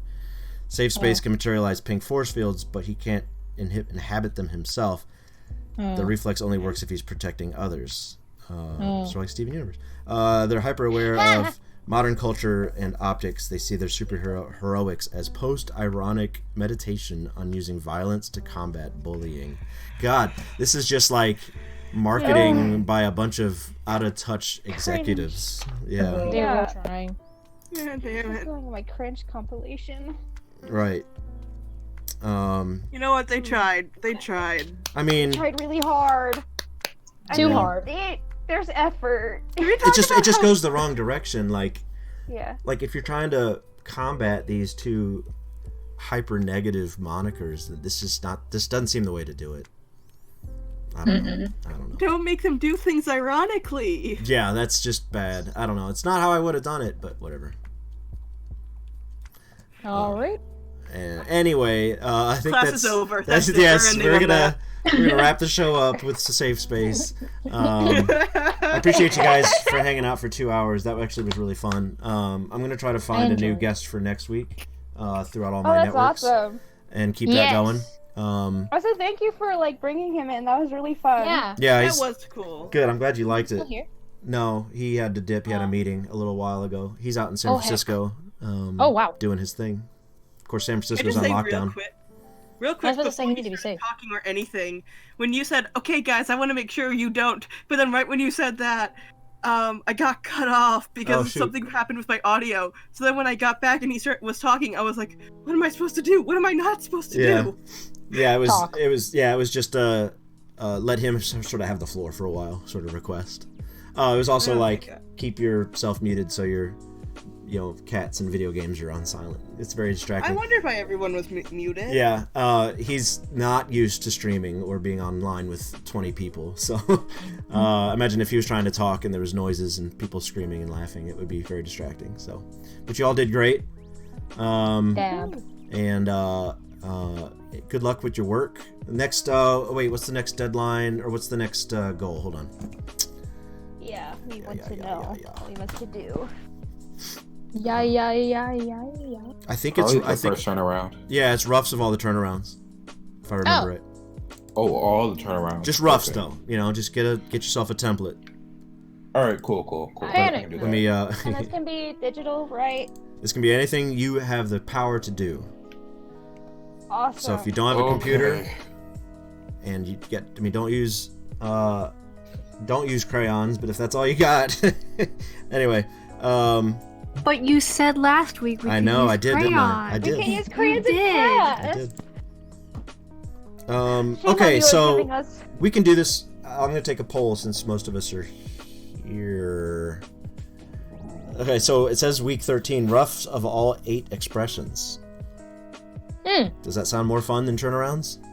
Yes. Oh my god, yes. It does, doesn't it? Yes. Okay. Please, Jesus.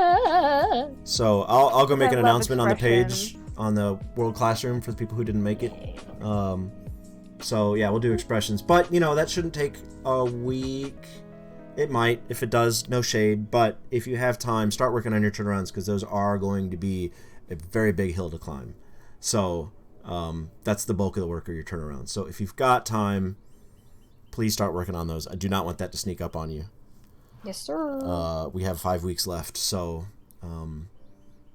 yeah. April Fools, everyone. Yeah, I'm glad. Yeehaw. I'm very happy to have not delivered any April foolishness to you today. So I hope the rest of your day goes similar.